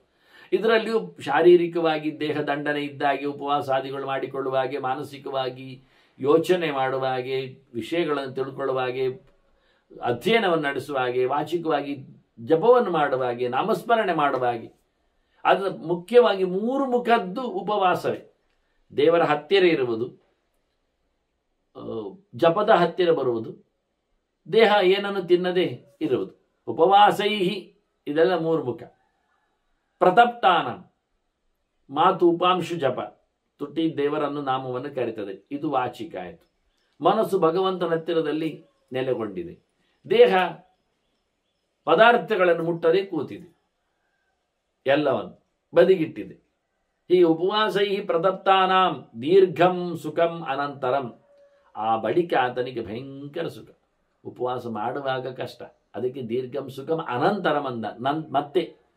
ಮತ್ತೆ ಯಾವಾಗ ಮತ್ತೆ ಬಹಳ ಮತ್ತೆ ಅಲ್ಲ, ಕೂಡಲೇ ಮುಗಿಸಿದ ತಕ್ಷಣ, ಉಪವಾಸ ಮುಗಿಸಿದ ತಕ್ಷಣವೇ ದೈಹಿಕವಾಗಿ ಉಪವಾಸ ಮಾಡಿದ್ನ, ಅನ್ನ ಆಹಾರ ನೀರೆಲ್ಲ ತೊರೆದ್ನ ಅಂಥವನಿಗೆ ಮರುದಿನದಿಂದಲೇ ದೇಹದಲ್ಲಿ ಆರೋಗ್ಯ ವೃದ್ಧಿ ಆಗ್ತದೆ, ಒಳ್ಳೆ ಸುಖ ಆಗ್ತದೆ, ದೇಹ ಲಾಘವ ಪಡಿತದೆ. ಹಾಗೆಯೇ ಅವನು ವಾಚಿಕವಾಗಿ ಜಪ ಮಾಡಿದರೆ ಬಹಳಷ್ಟು ಅವನಿಗೆ ಕೂಡಲೇ ಭಗವಂತನ ಅನುಗ್ರಹ ಆಗ್ತದೆ, ಶುದ್ಧನಾಗ್ತಾನೆ, ಪಾಪದಿಂದ ನಿವೃತ್ತಿಯನ್ನು ಪಡಿತಾನೆ. ಅದೇ ಅವನು ತಪಸ್ಸು ಆಲೋಚನೆ ಹೇಳಿ ಭಗವಂತನ ಚಿಂತನೆ, ಚರ್ಚೆ, ಯೋಚನೆ, ಧಾರಣೆ ಎಲ್ಲ ಮಾಡಿದರೆ ಒಳ್ಳೆ ರೀತಿಯಾದ ಅಜ್ಞಾನ ನಿವೃತ್ತಿಯಾಗಿ ಸಂಶಯ ನಿವೃತ್ತಿಯಾಗಿ ಅವನಿಗೆ ಭಗವಂತನ ಎಚ್ಚರ ದೃಢವಾಗಿ ಕೂತ್ಕೊಳ್ಳುತ್ತದೆ. ಅದರಿಂದ ಎಲ್ಲವೂ ಕೂಡಲೇ 3 ಬಗೆಯ ತಪಸ್ಸಿನಲ್ಲಿಯೂ ಕೂಡಲೇ ಆಗತಕ್ಕಂಥ ಸುಖವನ್ನು ಗುರುತಿಸ್ತಾರೆ. ದೀರ್ಘಕಾಲೇನ ತಪಸಾ ಸೇವಿತೇನ ತಪೋವನೆ ಧರ್ಮ ನಿರ್ಧೂತ ಪಾಪಾನಾಂ. ವಾಸ್ತವವಾಗಿ ಬಹಳ ಸಮಯದವರೆಗೆ ತಪಸ್ಸು ಮಾಡಿದರೆ ಸಂಸಿದ್ಧ್ಯಂತೆ ಮನೋರಥ, ಎಲ್ಲ ಅವನ ಬಯಕೆಗಳು ಈಡೇರುತ್ತವೆ. ಬಹಳ ಕಾಲ ತಪಸ್ಸು ಮಾಡಬೇಕು, 1-2 ದಿನದಲ್ಲಿ ಅಲ್ಲ, ವರ್ಷಗಟ್ಟಲೆ ತಪಸ್ಸು ಮಾಡಬೇಕು. ಅದು ಮತ್ತೆ ಇಲ್ಲಿ ಅಲ್ಲ, ಸಂತೆಯಲ್ಲೆಲ್ಲ ಮಾಡಲಿಕ್ಕೆ ಬರುವುದಿಲ್ಲ, ಜನಜಂಗುಳಿಯಲ್ಲ. ವಿವಿಕ್ತ ಕ್ಷೇತ್ರ ಸೈವಿತ್ವಮೆಲ್ಲ ಕೃಷ್ಣ ಹೇಳಲಿಲ್ವ, ಅರತೇರಿ ಜನ ಸಂಸದಿ ಅಂತ. ಒಬ್ಬನೇ ಇರಬೇಕು. ಆದಷ್ಟು ಬಹಳ ಸಮಯದವರೆಗೆ ಒಳ್ಳೆ ಸಾಧನೆಗಳನ್ನು ಮಾಡ್ತಾ, ಜಪ ಮಾಡ್ತಾ, ಒಳ್ಳೆ ಹೊತ್ತಗೆಗಳನ್ನು ಓದ್ತಾ, ಅಧ್ಯಯನ ಮಾಡ್ತಾ, ಹೀಗೆ ತಪೋವನದಲ್ಲಿ ತಪಸ್ಸಿನದ್ದೇ ತಾಣ ಆಗಬೇಕು, ತಪೋಭೂಮಿ ಆಗಬೇಕು. ಎಲ್ಲರೂ ತಪಸ್ವಿಗಳೇ ಇರುವಂತೆ ಇರಬೇಕು, ಬೇರೆ ಏನೇನೋ ಯೋಚನೆಗಳು ಬರುವಂತೆ. ಅಂದರೆ ಜನಜಂಗುಳಿಯಲ್ಲಿ ಸಂತೆಯಲ್ಲಿ ಯಾಕೆ ಆಗುವುದಿಲ್ಲ, ಜನ ಯಾರು ಅದನ್ನು ಯೋಚನೆ ಮಾಡ್ತಾ ಇಲ್ಲ. ಥಾಟ್ ವೇವ್ಸ್ಗಳೆಲ್ಲ ಬ್ರೇಕ್ ಆಗ್ತವೆ ಅಲ್ಲಿ, ಒಳ್ಳೆ ಎಲ್ಲರದ್ದು ಒಂದೇ ರೀತಿಯಾಗಿ ಇರುವುದಿಲ್ಲ. ಹಾಗಾಗಿ ಅಂತಹ ಭೂಮಿಯಲ್ಲಿ ಮಾಡಿದಾಗ ಅವನು ಮಾಡಿದ ಧರ್ಮ ಕರ್ಮ ಏನಿದೆ, ಶಾರೀರಿಕವಾದ, ವಾಚಿಕವಾದ, ಮಾನಸಿಕವಾದ ಅವನ ವ್ಯಾಪಾರಗಳೇನಿದೆ, ಅದರಿಂದ ಅವನಿಗೆ ಪಾಪಗಳು ನಿವೃತ್ತಿ ಆಗ್ತವೆ. ಎಲ್ಲ ಯೋಚನೆಗಳು, ಒಳ್ಳೆ ಬಯಕೆಗಳು, ಭಗವಂತನ ಚಿಂತನೆಗಳು ಮೈಗೂಡುತ್ತವೆ. ವಾಸ್ತವವಾಗಿ ನಿಜವಾಗಿ ಮಾಡಿದವರು ಹೇಗೆ ಮಾಡುತ್ತಾರೆ ಎಲ್ಲ ನೋಡಲಿಕ್ಕೆಲ್ಲ ಸಿಗುವುದಿಲ್ಲ, ಬರುವುದಿಲ್ಲ. ಕರ್ಮಗಳೆಲ್ಲ ಅಷ್ಟೇ, ಅತ್ಯಂತ ಗಹನ ಸೂಕ್ಷ್ಮ. ಶಕುನೀನಾವಿಮಾಕಾಶೆ, ಹಕ್ಕಿಯಲ್ಲಿ ಹಾರಿತು ಅಂತ ಹುಡುಕುವುದು ಹೇಗೆ, ಏನು ಗೊತ್ತಾಗತ್ತೆ? ಮತ್ಸ್ಯಾನಾಮಿವ ಉದಕ್ಕೆ, ನೀರಿನಲ್ಲಿ ಮೀನುಗಳು ಓಡಾಡಿದ ಜಾಗ ಗುರುತಿಸಿ ಹೇಳಿದ್ರೆ ಏನು ಹೇಳುವ? ಒಂದು ಮಾರ್ಕ್ ಮಾಡೋದಿಲ್ಲ ಅವುಗಳು. ವಿಮಾನ ಆದರೂ ಹೋಗುವಾಗ ದಾರಿ ಮಾಡಿತು ಹೊಗೆಬಿಟ್ಟು, ಹಕ್ಕಿಗಳು ಮಾಡುವುದಿಲ್ಲ. ಹಾಗೆ ಪದಂ ಯಥಾ ನದೃಶ್ಯೇತ ತಥಾ ಧರ್ಮವಿದಾಂಗತಿ. ಧರ್ಮವೇತ್ರಗಳ ಗತಿ ಹೀಗೆ, ಧರ್ಮ ಸೂಕ್ಷ್ಮದವರ ಗತಿ ಹೀಗೆ. ಅವರು ಏನು ಹೆಜ್ಜೆ ಬಿಟ್ಟು ಕೊಡುವುದಿಲ್ಲ, ಅವರು ಗುರುತು ಹಾಕಿ ಹೋಗುವುದಿಲ್ಲ, ಯಾರಿಗೇನು ತಿಳಿಸುವುದಿಲ್ಲ. ಆದರೆ ಅತ್ಯಂತ ಸೂಕ್ಷ್ಮವಾದಂಥ ಚಿಂತನೆಯೇ ಧರ್ಮದ ನಡೆ ಆಗಿರಬೇಕು ಅಂತ. ಹಾಗೆ ಒಳ್ಳೆ ಕೆಲಸ ಮಾಡಬೇಕು. ಪೇಶಲಂಚ ಅನುರೂಪಂಚ ಕರ್ತವ್ಯಂ ಹಿತಂ ಆತ್ಮನಃ. ಮುಖ್ಯವಾಗಿ ಆತ್ಮಹಿತ ನಡೆಸಬೇಕು. ಆತ್ಮ ಅಂದರೆ ಮನಸ್ಸು, ಮಾಡಿದ್ದು ಮನಸ್ಸಿಗೆ ಇಷ್ಟ ಆಗಬೇಕು. ಆತ್ಮ ಅಂದರೆ ದೇಹಕ್ಕೆ ಅದು ಭಾರ ಆಗಬಾರ್ದು. ಆತ್ಮ ಅಂದರೆ ಜೀವ, ಅದರ ಉದ್ಧಾರ ಆಗಬೇಕು. ಆತ್ಮ ಅಂದರೆ ದೇವರಿಗೆ ಇಷ್ಟ ಆಗುವಾಗ ಮಾಡ್ತೀಯಾ, ಮಾಡು. ಅದು ಅನುರೂಪ ಆಗಬೇಕು, ಶಾಸ್ತ್ರಕ್ಕೆ ಅನುಗುಣವಾಗಿ ಇರಬೇಕು, ಅದು ಸಮಾಜಕ್ಕೆ ಅನುಗುಣವಾಗಿ ಕಾಣಬೇಕು, ಸಜ್ಜನರದ್ದು ಇಷ್ಟಪಡುವಂತೆ ಇರಬೇಕು, ಅದು ಎಲ್ಲ ಕಾಲಕ್ಕೂ ಒಗ್ಗುವಾಗೆ ಬರಬೇಕು, ಅದು ಎಲ್ಲ ದೇಶದೆಡೆಗೆ ಅದು ಸರಿ ಹೊಂದಬೇಕು, ಮಾಡಿದ ವಿಪರೀತ ಆಗಿರಬಾರ್ದು. ಮತ್ತು ಪೇಶಲ ಚಂದ ಆಗಬೇಕು. ಚಂದ ಅಂದರೆ ಒಳ್ಳೆ ಚಾತುರ್ಯ, ಒಳ್ಳೆ ಸ್ಕಿಲ್ನೆಸ್ ನಡೆಸಿಕೊಡುವಲ್ಲಿ ಪೇಶ ದೀಪ್ತ ಒಂದು ಧಾತು. ಅದು ಬೆಳಕಿಗೆ ಬರಬೇಕು, ನಾಳೆ ಉಚ್ಚರಾಯ ಸ್ಥಿತಿಗೆ ಹೋಗಬೇಕು. ಅದು ಸುಖವನ್ನು ಉಣ್ಣುವಂತೆ ಇರಬೇಕು, ಸುಖವನ್ನು ಅನುಭವಿಸುವಂತೆ ಕರುಣಿಸುವಂತೆ ಇರಬೇಕು. ಈ ಶಾ ಅಂದರೆ ಸುಖ ಅಲ್ಲವ, ಅದರದ್ದು ಪಾ ಅಂದರೆ ರಕ್ಷಣೆ ಅಂತ ಅರ್ಥ. ಪೇ ಅಂದರೆ ರಕ್ಷಕನಲ್ಲಿ, ಲೋಕದಲ್ಲಿ ಅದು ಕ್ಷೇಮವನ್ನು ಮಾಡುವಂತೆ ಆದರೆ ಇವನ ಕರ್ಮಗಳು ಅತ್ಯಂತ ಇಷ್ಟ ಅಂತ ಆಗ್ತದೆ ಅಂತ ಬಹಳ ಚಂದವಾಗಿ ಕರ್ಮತಂತ್ರದ ಅನೇಕ ಆಯಾಮಗಳನ್ನು ಉಲ್ಲೇಖ ಮಾಡಿದ್ದಾರೆ. ಮತ್ತೆ ಧರ್ಮರಾಜನು ಪ್ರಶ್ನೆ ಕೇಳುತ್ತಾನೆ, ನನಗೆ ಈ ಸೃಷ್ಟಿಯ ಬಗ್ಗೆ ಹೇಳಬೇಕು ಅಂತ. ದೊಡ್ಡ ಪ್ರಶ್ನೆ ಅದು. ಮಾತು ಧರ್ಮರಾಜನ ಇನ್ನು ಭಾರಿ ದೊಡ್ಡ ಒಂದು 16 ಅಧ್ಯಾಯಗಳ ವ್ಯಾಪ್ತಿಯ ಚಿಂತನೆ ಅದು. ಸೃಷ್ಟಾನಿ ಕಥಂ ಸೃಷ್ಟಾನಿ ಭೂತಾನಿ ಅಂತಾನೆ ಈ ಜೀವಜಾತಗಳ ಸೃಷ್ಟಿಯ ಕಥೆಯನ್ನು ಇಲ್ಲೆಲ್ಲ ಹೇಳಿಕೊಂಡಾಗ ಕರ್ಮದ ಹಿಂದೆಲೆ, ಹಾಗೆ ಕಥಂ ವರ್ಣ ವಿಭಕ್ತಯ ಈ ಜಾತಿಯ ಕಥೆಯನ್ನು, ಒಬ್ಬೊಬ್ಬರು ಒಂದು ರೀತಿಯಾದ ಕರ್ಮ ಮಾಡಲಿಕ್ಕೆ ಉಂಟಲ್ಲ, ಕ್ಷತ್ರಿಯರಾಗಲಿ ವೈಶ್ಯರಾಗಲಿ, ಅದೆಂದು ವ್ಯವಸ್ಥೆ, ಅದೇನಾಗಿದೆ. ಶೌಚಾಶೌಚಂ ಕಥಂತೇಶಂ, ಅವರ ಮಡಿವಂತಿಗೆ, ಅವರ ಮೀಯುವ ಕತೆ, ಅವರ ಶುದ್ಧತೆ, ಅವರ ಒಳ್ಳೆತನ, ಅದೆಂಥದ್ದು. ಹಾಗೆ ಧರ್ಮಾಧರ್ಮವು ಅಥವಾ ಕಥಂ, ಅವರ ಧರ್ಮ ಯಾವುದು, ಇವರ ಧರ್ಮ ಯಾವುದು, ಅವ್ರು ಯಾವುದು ಮಾಡಬಾರ್ದು ಅಧರ್ಮ, ಇವರು ಯಾರು ಅಧರ್ಮ ಮಾಡಬಾರ್ದು, ಇವನ್ನೆಲ್ಲ ನನಗೆ ಹೇಳಬೇಕು ವಿಸ್ತಾರವಾಗಿ.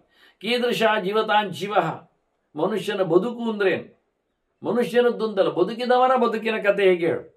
ಸತ್ತವರ ಕಥೆಯೂ ಬೇಕು ನನಗೆ. ಕುವಾಗಚ್ಚಂತಿ ಏಮೃತ, ಸತ್ತವನು ಮತ್ತು ಹೋಗುದೆಲ್ಲಿಗೆ ಅನ್ನೋದು ಇಂಟ್ರೆಸ್ಟ್ ಕ್ವಶನ್.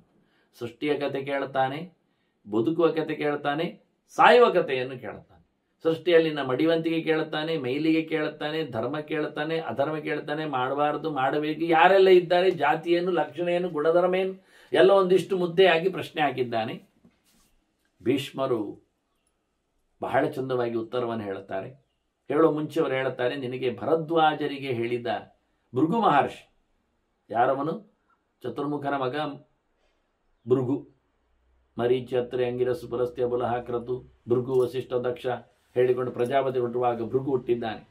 ಆ ಭೃಗು ಭರದ್ವಾಜರಿಗೆ ಹೇಳಿರುತ್ತೆ, ಆಂಗಿರಸದಲ್ಲಿ ಗೋತ್ರದಲ್ಲಿ ಬಂದ ಭರದ್ವಾಜ ಋಷಿಗಳಿಗೆ ಹೇಳಿದ, ಅದು ಕೈಲಾಸದಲ್ಲಿ ಹೇಳಿದ ನಿನಗೆ ಈ ಎಲ್ಲ ಚಿಂತನೆ ಹೇಳುತ್ತೇನೆ. ಒಳ್ಳೆ ವ್ಯಕ್ತಿ, ಬ್ರಹ್ಮರ್ಷಿ ಬ್ರಹ್ಮಸಂಕಾಶ ತಸ್ಮೈ ಸರ್ವಂ ತಥೋ ಬ್ರವೀತ್.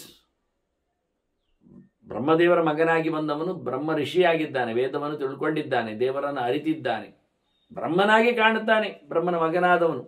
ಹಾಗಾಗಿ ಅಂತಹ ಅತ್ಯಂತ ಎತ್ತರದವ ಭೃಗು ಋಷಿ ಹೇಳಿದ್ದಾನೆ. ಬಹಳ ದೂರಿಯಾಗಿ ಭಗವಂತನ ಚಿಂತನೆಯನ್ನು ಮೊದಲು ಕೊಟ್ಟವ. ನಾನು ಹೆಚ್ಚು ವಿವರಣೆ ಹೇಳುವುದಿಲ್ಲ, ಯಾಕೆಂದ್ರೆ ಅದು ಮುಗಿಯಲಾರದ ಕಥೆ ಆಗ್ತದೆ. ನಾರಾಯಣ ಜಗನ್ಮೂರ್ತಿ ಅಂತರಾತ್ಮ ಸನಾತನ. ಕೆಲವೆಲ್ಲಿ ದೇವರ ಎಚ್ಚರವನ್ನು ಇದ್ದದ್ದನ್ನು ಬಿಟ್ಟುಕೊಟ್ಟಿದ್ದಾರೆ. ವಾಸ್ತವವಾಗಿ ಇದು ಪ್ರಧಾನ ವಿಷಯ, ಯಾಕೆಂದ್ರೆ ಅದು ಲಿಂಕ್ ಹೇಳುತ್ತೇನೇನು ಅಂತ. ಹೀಗೆ ದೇವರ ಬಗ್ಗೆ ಬಹಳ ದೊಡ್ಡ ಮಾತುಗಳನ್ನು ಹೇಳುತ್ತ, ಅವನು ಕೂಟಸ್ಥ ಒಂದೇ ಬಗೆ ಇದ್ದಾನೆ, ಅಕ್ಷರ ನಾಶ ಇಲ್ಲದವನು, ಅವ್ಯಕ್ತ ಪೂರ್ತಿ ಕಾಣುವುದಿಲ್ಲ, ನಿರ್ಲೇಪ ಯಾವುದರ ಅಂಟು ಅವನಿಲ್ಲ, ವ್ಯಾಪಕ ಸರ್ವತ್ರ ಇದ್ದಾನೆ, ಪ್ರಭು ಸ್ವಾಮಿ ಇದ್ದಾನೆ. ಅಂತಹ ನಾರಾಯಣ ಜಗತ್ತನ್ನು ಕೆತ್ತಿದವ, ಕಡೆದವ, ಕೊಟ್ಟವ, ಅವನೆಲ್ಲರ ಒಳಗೂ ಇರುವವ, ಎಲ್ಲ ಮಾತುಗಳಿಂದ ಚಿಂತನೆಗೆ ಬರುವವನು. ಇಂತಹ ಭಗವಂತ ಪ್ರಕೃತೇ ಪರತಃ ನಿತ್ಯಂ, ಲಕ್ಷ್ಮಿಗಿಂತ ಆಚೆ ಎತ್ತರದಲ್ಲಿದ್ದಾನೆ. ಇಂದ್ರಿಯೈರಪ್ಯಗೋಚರ, ಎಲ್ಲ ಇಂದ್ರಿಯಗಳು ಮನಸ್ಸಿಂದ್ರಿಯ ಸೇರಿಕೊಂಡು ಯಾವ ಇಂದ್ರಿಯಗಳಿಗೂ ರುದ್ರಾದಿ ಯಾವ ದೇವತೆಗಳಿಗೂ ಅವನೆಂದು ಪೂರ್ತಿ ತಿಳಿಯದವನಿದ್ದಾನೆ, ಕಾಣದವನಿದ್ದಾನೆ. ಸರಿಕ್ಷು ಸಹಸ್ರಾಂಶಾತ್ ಅಸೃಜತ್ ಪುರುಷಂ ಪ್ರಭು. ಅವನು ಸೃಷ್ಟಿ ಮಾಡುವ ಇಚ್ಛೆಯಿಂದ ತನ್ನ ಸಾವಿರಾರು ಅಂಶಗಳಲ್ಲಿ ಒಂದು ಅಂಶದಿಂದ ಅವನು ತನ್ನನ್ನು ಪುರುಷನನ್ನು ಸೃಷ್ಟಿ ಮಾಡಿದ ಅಂತ. ಇಲ್ಲಿ ಪುರುಷ ಶಬ್ದಕ್ಕೆ ಎರಡು ಅರ್ಥ ಉಂಟು. ಒಂದು ಜೀವ ಪುರುಷ ಚತುರ್ಮುಖ ಅಂತ, ಇನ್ನೊಂದು ಪುರುಷ ಅಂದರೆ ಅವನೇ ಭಗವಂತ. ನಾರಾಯಣದಕ್ಕೆ ಮೊದಲೇ ಹೇಳಿದ್ದು ಭಗವಂತ ಸಹಸ್ರಾಂಶ ಅಂತ ಹೇಳಿದರೆ ಸಹ ಸರತಿಯಿಂದ ತನ್ನೊಟ್ಟಿಗಿರುವ ಅಂಶ, ಸ್ವರೂಪಾಂಶದಿಂದ ಅಂತ ಅರ್ಥ. ತಾನು ತಾನಾಗಿ ಬಂದ ಅಂತ ಒಂದು ಅರ್ಥ, ತನ್ನ ಒಂದು ಅಂಶದಿಂದ ಚತುರ್ಮುಖನನ್ನು ತಂದ ಅಂತ ಎರಡು ಅರ್ಥ ಇರ್ಲಿಕ್ಕೆ ಹೋಗಿ ಗೆರೆಯನ್ನೇ ಮಿಸ್ ಮಾಡಿದ್ದಾರೆ ಎಷ್ಟು ಜನರು. ಪಾಠದಲ್ಲೇ ಇಲ್ಲ ಅಂದಿದ್ದಾರೆ. ಮಮೇವಾಂಶೋ ಜೀವಲೋಕೆ ಜೀವಭೂತ ಸನಾತನ. ಕೃಷ್ಣ ಹೇಳ್ತಾನೆ ನನ್ನದೇ ಒಂದು ಅಂಶ ಜೀವ ಅಂತ. ಹಾಗಾಗಿ ತನ್ನ ಅಂಶ ಎನ್ನುವ ನೆಲೆಯಲ್ಲಿ ಪ್ರತಿಬಿಂಬಾಂಶವಾದ ಭಿನ್ನಾಂಶದಿಂದ ಚತುರ್ಮುಖನ ಸೃಷ್ಟಿ, ಸ್ವರೂಪಾಂಶದಿಂದ ತನ್ನದೇ ಸೃಷ್ಟಿ. ಹೀಗೆ ಭಗವಂತನನ್ನು ತಂದ ಎನ್ನುವುದು ಅರ್ಥ ಸರಿ. ಭಗವಂತ ಜಗತ್ತನ್ನು ತರುವಲ್ಲಿ ಚತುರ್ಮುಖನನ್ನು ತಂದ ಎನ್ನುವ ಅರ್ಥವೂ ಸರಿ. ಈಗ ದೇವರನ್ನು ತಂದ ಅಂತ ಅರ್ಥ ಮಾಡುವ ಮೊದಲಿಗೆ, ಇನ್ನೊಂದು ಅರ್ಥ ಬೇಡ. ಹಾಗಾಗಿ ನಾನು ಸ್ವರೂಪಾಂಶವನ್ನು ಹೇಳುತ್ತಾ ಭಗವಂತನ ಚಿಂತನೆ ಮಾಡುತ್ತಾ, ಅಲ್ಲಿಂದ ಭಗವಂತ ಬಂದವ ಅವನು ಮಾನಸಃ ನಾಮ ಯಹ ಪೂರ್ವ. ಈ ಮೊದಲು ಬಂದವನಿಗೆ ಮಾನಸ ಅಂತ ಹೆಸರು. ಮಾನಸ ಅಂದರೆ ಪುರುಷ ಅಂತ ಹೆಸರು. ಮಾನ ಅಂದರೆ ಅಳತೆ, ಅಳತೆಯಲ್ಲಿ ಸರತಿ ಅಂತ ಅರ್ಥ, ಹೋಗುವವನೊಂದು ಲೆಕ್ಕದಲ್ಲಿ ಸಿಕ್ಕಿದ. ನಾರಾಯಣ ಅಳತೆ ತಪ್ಪಿದವ, ಅವನು ಎಲ್ಲಿದ್ದಾನೆ ಹೇಗಿದ್ದಾನೆ ಇಲ್ಲ ಗೊತ್ತಿಲ್ಲ ಸರ್ವತ್ರ. ಈ ಪುರುಷ ಎನ್ನುವ ರೂಪ ಉಂಟಲ್ಲ, ಅದೊಂದು ಅಳತೆಗೆ ಕಣ್ಣಿಗೆ ಗೋಚರಿಸಲಿಕ್ಕೆ ಬಂತು. ಹಾಗೆ ಚತುರ್ಮುಖನನ್ನು ಸೃಷ್ಟಿ ಮಾಡೋ ರೂಪ ಇದು. ಮಾನಸಃ ನಾಮಯ ಪೂರ್ವ ವಿಶ್ರುತೋ ವೈ ಮಹರ್ಷಿಭಿ.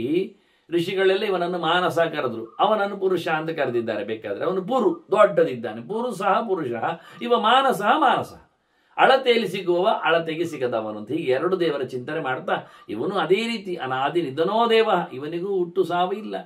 ತಥಾ ಅಭೇದ ಅಜರಾಮರ, ಇವನಿಗೆ ಭೇದ ಏನಿಲ್ಲ, ಎರಡು ಒಂದೇ ದೇವರೇ. ಇವನು ಯಾವುದಕ್ಕೂ ಸಿಕ್ಕಿ ಬೀಳುವುದಿಲ್ಲ, ಕೊನೆ ಇಲ್ಲ, ಮೊದಲಿಲ್ಲ, ಒಂದೇ ನಮನಿ, ಶಾಶ್ವತಃ ಅಕ್ಷರ ಅವ್ಯಯ, ಎಲ್ಲ ಪ್ರಕಾರದ ವಿಕಾರವೂ ಇಲ್ಲ, ದೇಹ ಬರುವುದೂ ಇಲ್ಲ, ನಿರಂತರ ಒಂದೇ ಪ್ರಕಾರ ಇದ್ದಾನೆ. ಇವನಿಂದಲೇ ಜಗತ್ತಿನ ಸೃಷ್ಟಿ. ಯಥ ಸೃಷ್ಟಾನಿ ಭೂತಾನಿ ತಿಷ್ಟಂತಿ ಚ ಮರಿಯಂತಿ ಚ. ಪಾಲನೆ, ಲಯ, ಸೃಷ್ಟಿ, ಇದು ಮೂರು ಇವನಿಂದ ಆಗುವುದು. ಜಗತ್ತಿನ ಇರುವಿಕೆ, ಜಗತ್ತಿನ ಬರುವಿಕೆ, ಜಗತ್ತಿನ ಮತ್ತೆ ಲಯ ಹೋಗುವಿಕೆ, ಈ ಮೂರನ್ನು ಮಾಡುವವನು ಅಳಿವು ಉಳಿವು ಬೆಳವು. ಈ ಮೂರರ ಭಗವಂತ ಮೊದಲಿದ್ದಾನೆ ಅಂತ ಹೇಳುವ ಮೂಲಕ ಮುಂದಿನ ಸೃಷ್ಟಿಯನ್ನು ಭೀಷ್ಮರು ಭರದ್ವಾಜರಿಗೆ ಹೇಳಿದ್ದನ್ನು, ಭೃಗು ಮಹರ್ಷಿ ಹೇಳಿದ್ದನ್ನು ತರ್ತಾರೆ. ಅದು ಬಹಳ ವಿಸ್ತಾರವಾದ ಚಿಂತನೆ, ಸೃಷ್ಟಿ ಚಿಂತನೆ, 16 ಅಧ್ಯಾಯಗಳ ವ್ಯಾಪ್ತಿಯಲ್ಲಿ ಬರುವಂತಹ ಮೋಕ್ಷ ಧರ್ಮದ ಅನುಸಂಧಾನ. ಮತ್ತೆ ವಂದನೆಗಳು ಶ್ರೀಕೃಷ್ಣ. ಮತ್ತೆ ಹೇಳೋದು ಶ್ರೀಕೃಷ್ಣ ನಾರಾಯಣ ನಾರಾಯಣ.